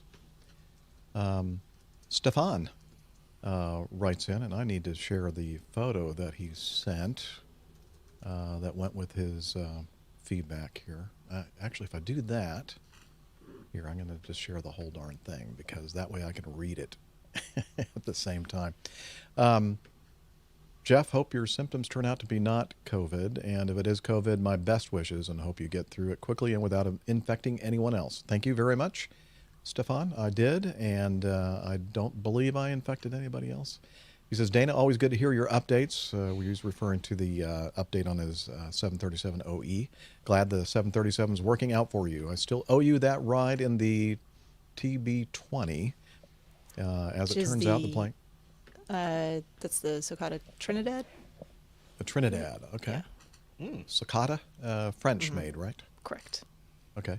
As it turns out, the plane was down the last 6 months getting a new engine, but I am scheduled for the first post-maintenance flight on January 15th, so it should be back in the fleet of the Flying Club soon. January 15th. So it happened yesterday. Yeah. Now we just have to figure out how to divert an Acme 737 to Syracuse. Seattle to Boston goes right overhead. Not that I want to get you in trouble. And for everyone, happy 2021. I hope the vaccine does its magic and aviation returns back to normal this year. I've attached an image of the first sunrise I witnessed in 2021 taken over Oneida Lake. Yes, it's taken on the 9th of January, but that's Syracuse weather for you. Cheers, Stefan. And now I'm going to share this because I realized that if I shared it too early, I think I wouldn't have been able to read any of his feedback, and that would have been very boring. There we go. Very nice photo sent in from Stefan. Oh, yeah. Look at that. Sunrise. Sunrise, wow. Over on Ida. Cool. Now, you'll note that stuff on the lake. That is water. Liquid. It's in its frozen state. Not a lot of liquid out there, yeah. Anyway. Yeah. My powers of intuition tells me that he's flying north. I very would go perceptive. with that as well. Yeah. Yes. Sharp. We always go for the sharp ones on our podcast here. One of the requirements. Okay. Thank you, Stefan. Hopefully get a chance to see you sometime this year. Let's see. Steve writes in. He says, hey, gang, I was turned on to your podcast recently by a customer/fellow aviation enthusiast. I've been listening while doing my new job. It's been a nice way to stay connected with my former job as an airline pilot here in Canada. Like many in our industry, I was furloughed as my airline here practically shut down almost all operations in April of last year. My friend Adam and I were both skippers on the A330 and the 321 CEO/NEO, or I guess the what's the C stand for? Current engine option and new engine option. Okay, Yep. respectively. I was amused when I heard the coffee fund section of the podcast, as I was literally roasting fresh coffee, from airline pilot to coffee roasting. It has been quite the career change, but we're enjoying it. My business partner and friend Adam, who also works for the same airline, started our own business while enjoying our pandemic-induced sabbatical. We called it Lost Aviator Coffee Company and launched in October. I found your P.O. box, and I'm sending you guys a few samples. I hope you enjoy it. I just checked a couple of days ago, and there was nothing in my box yet. I'm so excited, though. I'm checking every other day, just to so when we do get the shipment, I'm sure that it's only going to be enough for me. I'm sorry, the rest of you, even though he addressed it to everyone. I'm afraid that you need to consume this stuff as soon as possible. When it's best when it's fresh. Right. So I'm sure you all understand, right? Especially when it's vacuum packed. It's fine. You can have my share, I'm sure. Oh yeah, that's right. Steph doesn't mind. Now Rick is pointing out something that he sees in the photo, and I guess I'm going to have to share it with you. Yeah, look. Oh, look at that. Unfortunately, these are vacuum packed, so I guess I don't have an excuse. So busted. Oh, well, yeah. Should have shared those pictures with us, Jeff. I know. I should have deleted that from the feedback before I shared it with everybody else. Just send me a small sample so I can just enjoy the smell. Smell it. Yeah, I love the smell of coffee. Oh, coffee. Anyway, I love coffee. Steve Zago from lostaviatorcoffee.com. Again, everybody out there, go to lostaviatorcoffee.com. We will be doing a taste test of said coffee at some point soon, hopefully. And great to have you on board as one of the community members, Steve and Adam. And I love their logo too. That's cool. Yeah, I was going to say just that. Yeah, I love the DC3 on there. Yeah, that's Or great. Dakota, as you fellows across the pond call it. Dakota. Absolutely. Yeah. All right. Great. Well, I look forward to receiving our little gift, Steve. Now, here's an interesting one, item 7. Did you guys watch this video? I have not had a chance to watch the video, but I did read the... This guy is interesting. I'll put it that way. This was sent in from Ben Ellickson via Facebook. I have several interests and passions, like, for example, herpetology. I love when two passions... what's herpetology? I have no idea what that Herpes. is. If you enjoy No, herpes. I No, don't. it's See, like that's why frogs and snakes and things, right? Study of... Nick. I love when two passions come together. Yes. Passion for herpes. I got to keep going here. Like aviation and flipping for snakes. Did you know that Study there's of a reptiles and YouTube? amphibians. There's a YouTube channel out there for flipping 747-400 pilot. How do you flip a snake? Well, you need to watch this video, Nick. You'll see him flipping snake. He just basically flips things over and tries to uncover the hiding places of snakes. And some of these snakes are poisonous that he's out there. This particular YouTube clip that Ben sent, this guy was on layover in Singapore, and a couple of I guess, he does this sort of thing on his YouTube channel a lot, and somebody saw that he was going to be in Singapore, so a couple local Singaporeans, I don't know if that's what you call somebody that lives in Singapore, joined him, and they're out there in the middle of the night with their flashlights and uncovering things and discovering venomous snakes. It doesn't look like something that I'm interested in at all. But Not one of my passions. Just kidding. Nope. Yeah, no. And, aviation side, yes. Presumably you have to be a bit of an adrenaline junkie to do that, yeah. Yeah. Like people that jump out of airplanes and stuff. Yeah. Exactly. For me, that's not the ideal I was going to say something trait about of an adrenaline airline junkies, pilot. and speaking of reptiles and things, there was a frog in my throat all of a sudden. I find that very funny. Different types of adrenaline junkies, I think. Mm-hmm. Cool. Okay. We all have our levels of whatever, excitement, whatever. I know that didn't sound right. Sorry. I'm going to move on quickly. Greg writes in, howdy y'all, hope everyone on the crew is doing well and staying healthy. I'm writing this on the recording day for episode 456, well, scheduled one anyway. So I'm assuming that Captain Jeff has recovered from his COVID diagnosis, or at least isn't having any serious symptoms that would keep him from working on the show. I guess Greg, Liz is telling us that Greg was with us in the live audience, but he had to leave. No. Anyway, I have a couple of questions from episode 455. The first one relates to Nick's plane tail. Since the aircraft in the story was a 747-200 and the date was 1/1/1978, I'm guessing that the plane wasn't equipped with a glass cockpit and mostly had steam gauges. I think that would be a good guess. That is correct. And what could cause the attitude indicator to fail like it did? Isn't it basically a gyroscope that floats in position? Did they have a tendency to get stuck in a particular attitude indication? Yeah, you had to take your foot and kick it a few times, every I don't know, 15 minutes. Put a quarter or so in every sure. 15 minutes. Well, that's why they had the flight engineer. He had a big hammer. Excuse me. Bam, got to bang on that thing. Just make sure it's not stuck. And then he also has a second question relating to ditching at sea. So first one, what would cause the attitude? And I don't think this attitude indicator, at least the primary attitude indicator, is from the captain and the first officer.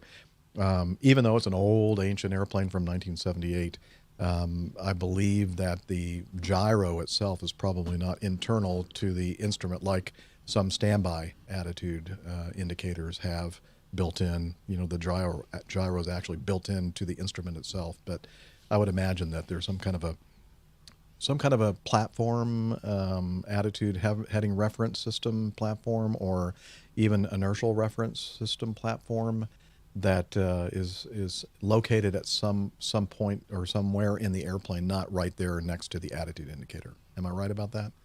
And it kind of sends good signals from that. That makes sense. And back then it would have been an obviously an inertial platform that feeds that information to the captains and FO's ADIs, and give you that that pitch and roll information. Okay. What would cause something like that to fail? I mean, it didn't have a. I guess Nick, now you're trying to remember from your story. I don't believe you said anything about the fact that there was any kind of a attitude flag, like a red flag indicating that the indicator was giving bad information or anything. Yeah, I believe this failure was insidious, so it wasn't associated with a flag, which normally comes up if you have a power failure to the instrument. More sophisticated ones actually compare the information presented on two instruments, so the captains and the FOs. So if there is a discrepancy in attitude, that'll raise a caution. And I don't know if this mark of 747 had that. Rick will be able to tell me in a second. It could have been just a simple mechanical locking of the gears behind the display. It's an entirely mechanical display, so it's a tin metal ball with markings on it, and behind are a whole bunch of gears which move it around, and it can, it's a considerable amount of gimbal freedom. But if one of those gears, a foreign object or something perhaps, got in amongst them, it could literally physically jam the display in the wrong place. So the information being fed in by the inertial reference system might well have been correct, but the instrument itself physically couldn't move to display the correct information. That would be one way. But of course it could be electrical failure, it could be a problem within the inertial reference system itself. But I would have thought anything like that would probably have given a warning indication. So how close am I, Rick? What do you think? You're spot on, Nick. Absolutely spot on. And as you said, yes, I don't believe this particular model, the 747, had what's called an attitude comparator. Newer ADIs do, and if I remember correctly, off the top of my head, the tolerances are 3 degrees for bank and 1.5 degrees for pitch. So anytime you're outside those parameters, you'll get either a light or a discrete light or newer aircraft at an ECAM or ICAS type message to let you know what the issue is and where to look. Another thing we were talking about a few days ago is that the restriction on the autopilot on these old classic 747s, you had a minimum autopilot engaged altitude of 1,200 feet above the ground. Not that would have been an issue, because the autopilot would also require additive information for it to operate correctly. And if the source of that information is corrupted, then what is the autopilot supposed to do? Now, the other thing here is that what was I going to say here? The autopilot flight director system, it compares many parameters, not only attitude, but also bank angle, which is based on your true airspeed at the time, your heading. So it at this particular moment, when this accident happened on the initial climb out, I imagine the procedure itself could have been flown either by head and select or by lat long waypoints in your INS. And whatever the case is, or whatever the case may have been, you do need to follow a lateral track, right? So you've got to give the autopilot or the flight director system, which at the time you're going to be using a flight director, which is a set of either crosshairs or V-bars, which will tell you where to go. And as long as you are satisfying the requirements of said system, say, for example, a heading to fly, as I said, or an initial track to fly, once you get to that particular heading or track, then your roll bar is going to center, letting you know that you are, in fact, flying the requested track. So at that point, the primary factor that the autopilot or the flight director would look at is that lateral request, be it a heading or a lat long position. But the autopilot and the flight director also takes into account your bank angle. And that bank angle information goes back to either an inertial reference input, which has to be correct. Otherwise, how does it know what bank to put in? And so, as we were saying the other day, it was a very tricky situation flying. Basically, might as well be an IMC because you had no discernible horizon. There's no way to tell whether you were banked or not. And the poor guy just did the best he could with what he had, and sadly it ended bad. So. Yeah, it was clear in the cockpit voice recordings, I guess, Nick, that the flight engineer knew that there was something wrong with the captain's instrument, and I'm not sure he was able to convey that very effectively because it looked like there was quite a bit of confusion as to what the captain should be looking at as far as his reference, and obviously they were so low above the ocean below them, or above the ocean below them, that they didn't have really much of a chance to correct the situation before it impacted the water. No, absolutely, Jeff. They only had a few seconds, quite honestly. But, yep, one of those lessons that we can all take something from, because, now you've heard about it. Every time you do a departure in the dark, I highly expect that anyone who's listened to that tale will be thinking, oh, I'm just going to keep an eye on this. If I have this problem, I know what to do now. I'm going to do this, and this. Yep. And I won't be caught. I won't be blindsided by it so easily. It's a good reminder to all of us that, especially after hearing stories like this, that when you're in the airplane at the controls again in the future, just kind of don't just focus on your own instruments. Look over at the first officer's side, or the first officer look over to the captain's side or look at that standby instrument and just see if everything looks like it's supposed to look like. And if not, then you might notice something in time to correct for it. And then the ditching question, Nick. He says this relates to ditching at sea. What could you do to prevent the underwing engines from catching on the water and either twisting the wings off or ripping them off straight back? Well, if you're ditching in the sea, quite honestly, you're not too worried about what happens to the engines.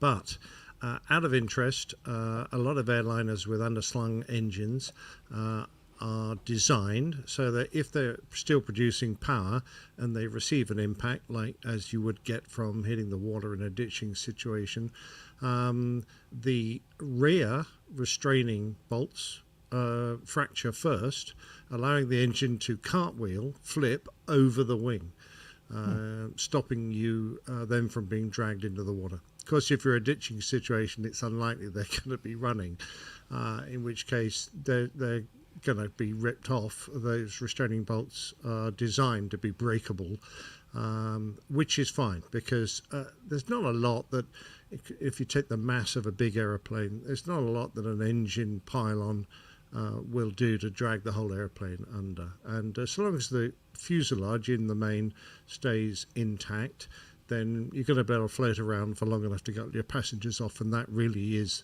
the whole point of the exercise, get it down safely.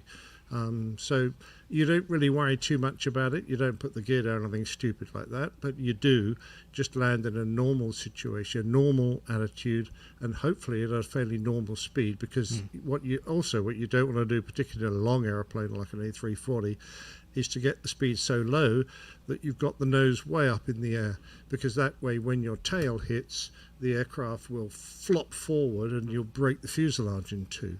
So we were always taught to land the aircraft in a conventional attitude and a conventional speed, and try and do so along the swell rather than into the swell, so that you're going with the waves rather than smacking head on or into them and meeting them with force. So that was about it. Other than that, if you're ditching in the sea, particularly if it's a rough sea, you're really going to decide whether you're going to pray to God or the devil and hope for the best. So don't most new or modern airplanes have that button that you just push to eject the engines? Yes. That would mean that the Airbus had 3 buttons, Jeff, and that's a bit complicated. It's a little too complicated. That would require more training. Yeah, we would. We had another fortnight in the sim. All right. Well, good questions, Greg. And very quickly, we're running out of time. I wanted to make sure that we covered this one, and it's item number 13. Liz found this interesting, and it involves an incident in Brazil. It was an A320 at Sao Paulo on the 7th of January, not too long ago. Not sure how you pronounce the name of this rodent. Capybara strike on takeoff. Capybara, maybe, I don't know. But it looks like an otter to me. It's just weird looking critter. It's a rat-like rodent, isn't it? Yeah, it is. It's the world's largest rodent, according to Wikipedia. These things can go from 3.48 to 4.4 feet in length, and up to like 2 feet tall, and weigh 77 to 146 pounds, or 35 to 66 kilograms, if you prefer. These are big rodents. Big rats, very big rats. Very, very large. Well, they're kind of cute, though. They don't look as intimidating to me as a regular rat. Well, if they flashed their long, pointy teeth at you... Well, that might be a little intimidating. Oh, no. Yeah, you might get a bit worried. Well, anyway, this was Flight 3408 from Sao Paulo to João Pessoa. I have no idea. How do we say that, Rick? That'd be João Pessoa. João Pessoa, with 136 passengers and 7 crew, were accelerating for takeoff. Runway 27 right, when already above V1, the aircraft hit a capybara on the runway. The crew continued takeoff, climbed to 9,000 feet, entered a hold to assess the situation and burn off fuel. Then they returned to Sao Paulo for a safe landing on runway 27 right about 65 minutes after departure. They were met by emergency services, towed to the apron. The occurrence aircraft remained on the ground for 3 days. The runway was closed for about an hour while the runway was cleaned. Yeah. The aircraft sustained minor damage, and anyway, I wonder if they left the gear down. You see, to me, that's the mark of a really good crew. If you think you've hit something on the ground, not raising the gear, which is, just almost by rote, it would be a very hard thing to do, is to deliberately leave the gear down. And I'm wondering if they did. Yeah, that's always a good point there, Nick. I mean, you put it up, it might not come down. So exactly. It's so hard to resist it, though. It's like the automatic call: positive rate, gear up. It's like. Yeah.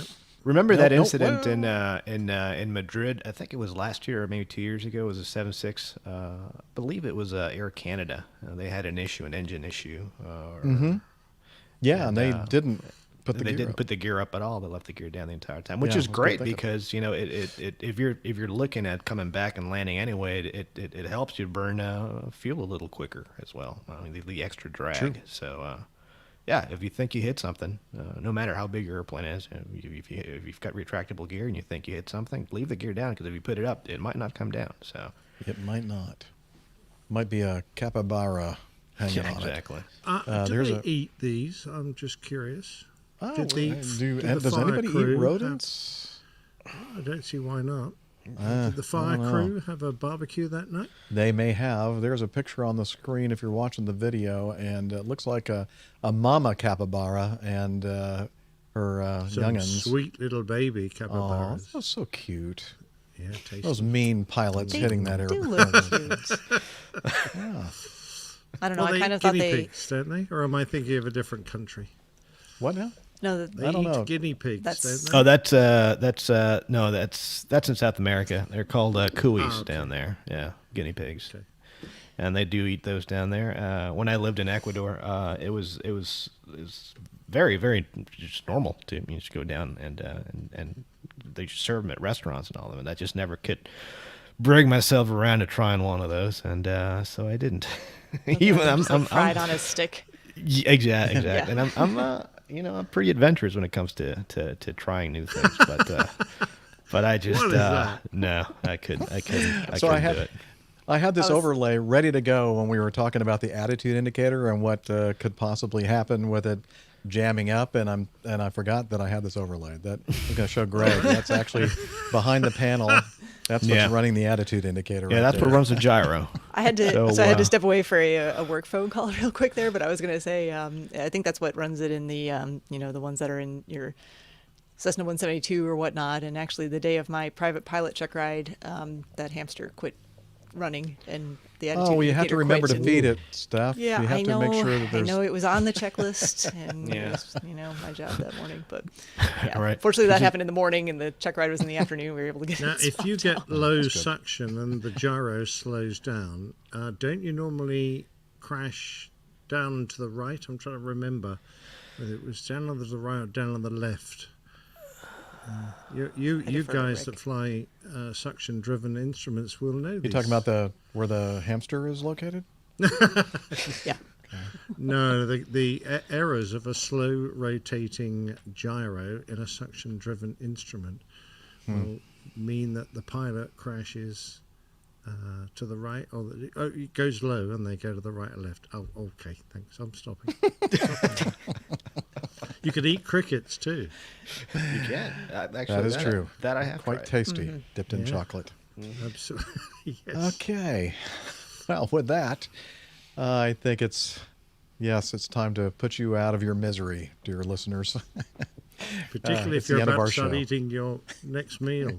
I apologize Yes. for that. Start thinking about show titles, everyone, as we wrap this thing up. So let's see. Thank you for joining us for this episode. If you're here with us live, we do appreciate that. And if you're listening to us recorded, we hope you're enjoying the show. If you want to send us feedback, Many different ways to do that. Feedback at airlinepilotguy.com is the best.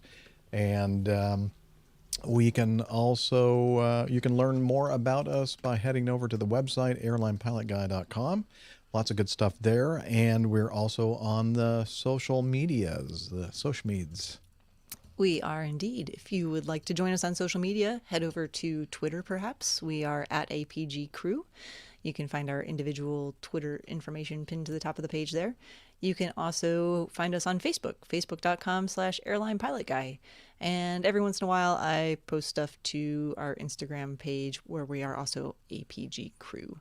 And if you'd like more in-depth conversation and all the ins and outs of things going on in the community, perhaps consider Slack.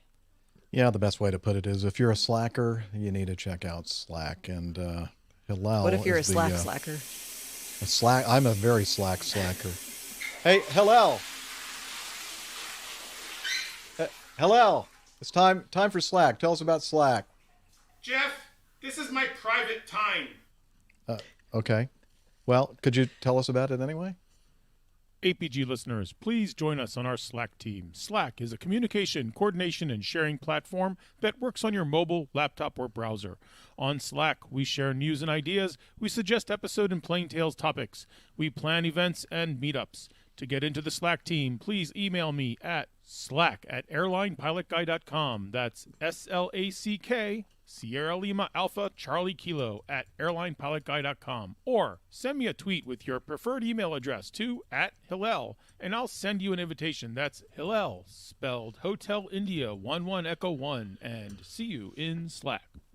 Thanks a lot, Hillel. Would you let me finish a poo for once? Okay. Sorry. Just that private For time. once. Just this For one once. time. Just for once. Okay. I feel so bad. Anyway, thank you again, everybody, for downloading, listening, reviewing, and all that jazz. We really appreciate you. You just don't realize how much we love you. And until next time, before we do that, the very important thing that I've almost forgotten to do, and boy, I would never hear the end of it. Let's make sure that we congratulate Liz for continuing to work for the show.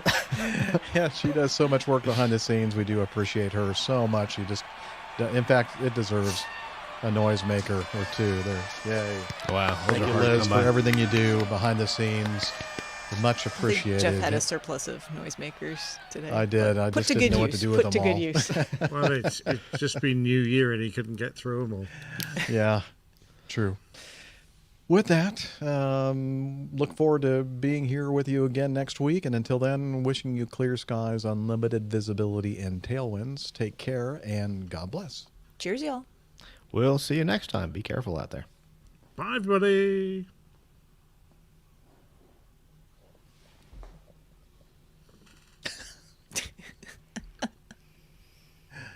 Wow. Google.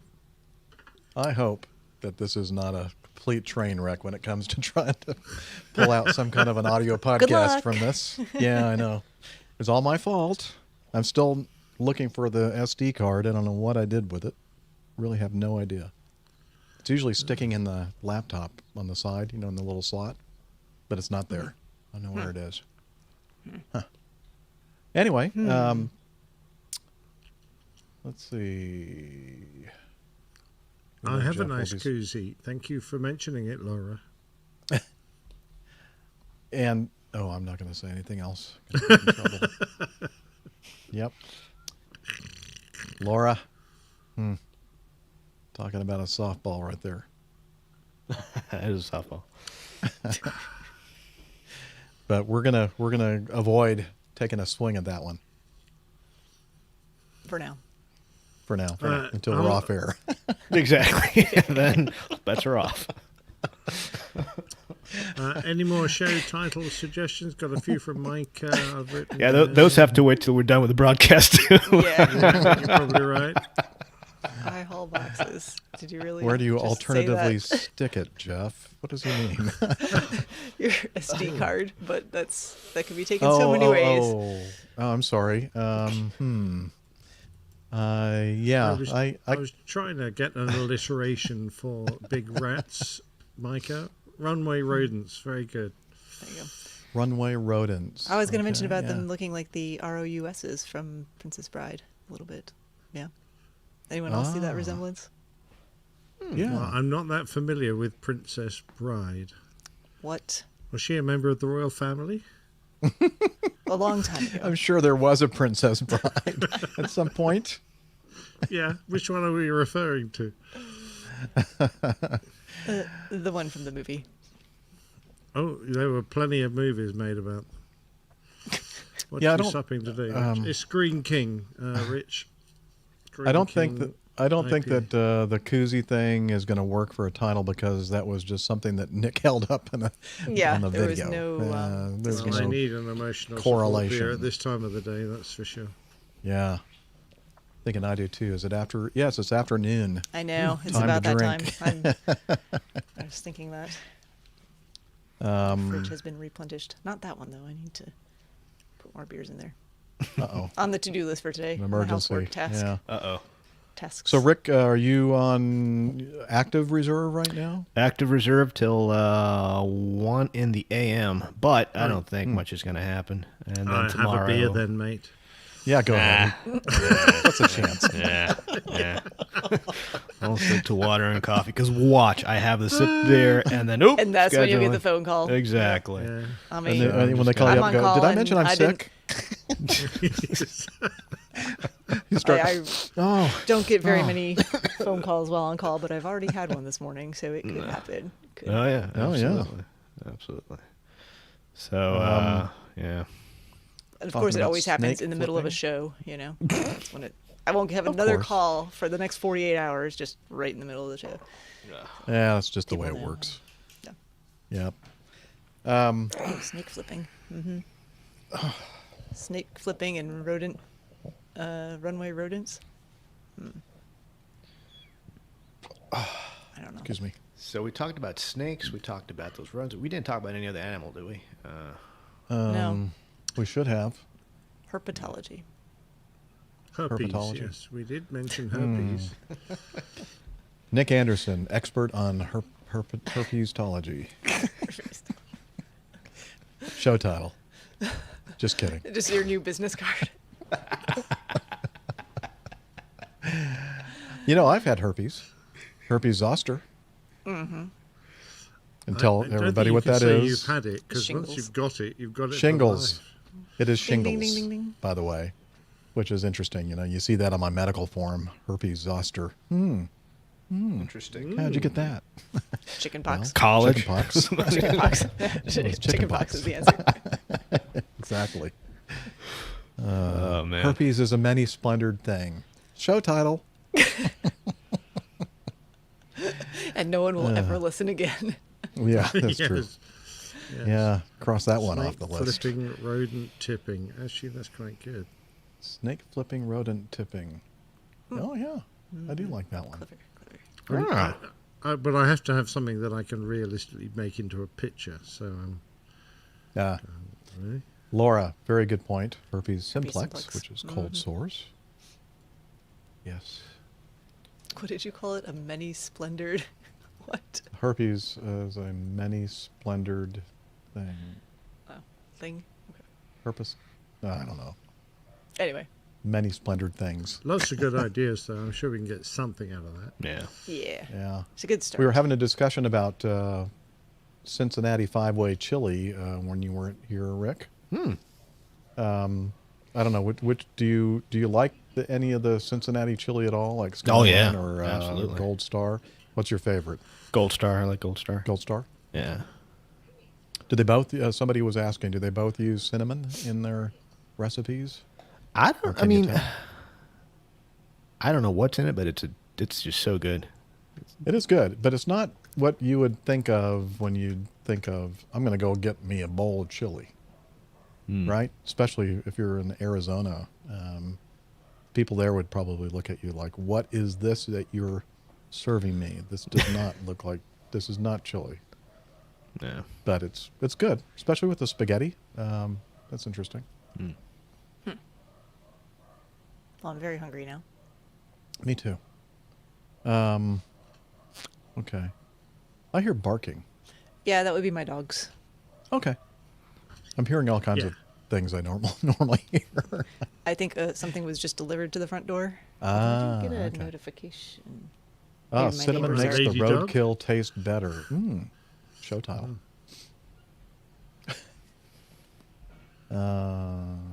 Herpes in the title of an aviation podcast. Very accurate. Yeah, no. Anyway. Yes, chicken pox in adults. That's what shingles It's varicella zoster, but shingles is herpes zoster. Like the actual illness. Oh, interesting. Stuff you'd learn while watching this show. All right. Well, I wouldn't get to any deep conversations with the doctor if I were you. They will tell you things you really don't want to hear. that is true. Just hanging around stuff for a while, I understand that to be true. Yeah. Stuff you just don't want to hear. So Tony Staga, how do you pronounce that? Staga. Our quarterback calls Skyline meat sauce. Does he mean? Does he play on a football team, or does he mean like his local NFL football team? I'm wondering.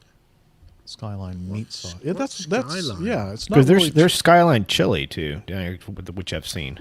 I know, I think but that's see, what yeah, they're Skyline. But I mean, it's like meat sauce. It's not Yeah. very. It's not very. It's not like a thick consistency, and it doesn't have any beans in it, which is kind of odd. I think. I know. Yeah. That's very funny, Laura. Tony says staggy as opposed to stagger, I guess. Staggy. Okay, staggy. Are you the staggy or are you the stagger?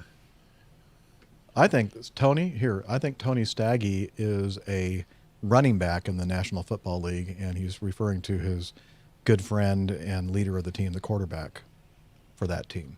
That's what I think in my mind. That's what I'm thinking. Because don't many professional sports stars watch and listen to our show? Yes.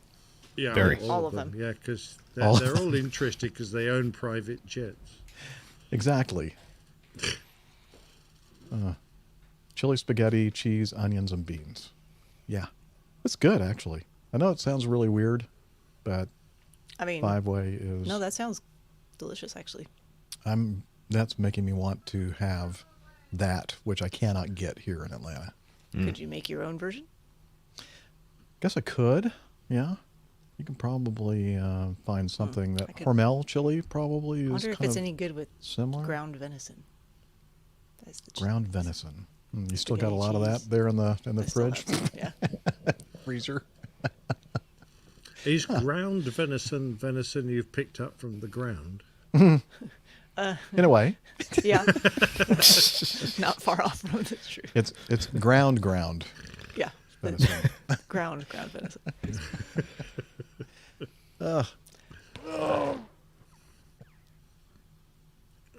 Just realized that I didn't. Whoa, that's way too soon.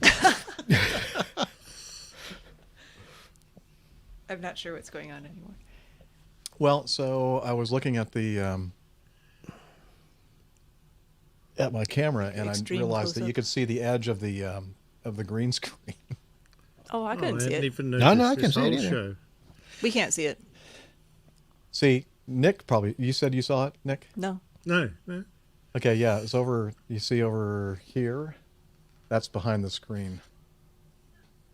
Well, it blends very well with the picture, I tell you that. Oh, yeah, so it is. Oh, I can see that, yeah. I just couldn't noticed tell. it. Now it's You worse than it couldn't was tell. before. Yeah. Anyway. There we go. That's fine. Luckily, it was a nice busy background. You couldn't really tell. Yeah, you can tell. Very cool. Yeah. Oh, okay. I can do it. There you go. That's what's really behind me. Very nice. Isn't that nice? Only the most professional set ever, right there. Yes, I am in the. Now you can tell I am definitely in my basement. Okay, storage. All right. Well, Julie is about to strangle Roger. Okay. We need he's to been going mad the whole time. end the broadcast then. And thanks everybody for hanging out with us. And we'll look forward to seeing you again next week sometime. See you next time. Absolutely. Bye, everybody. Bye.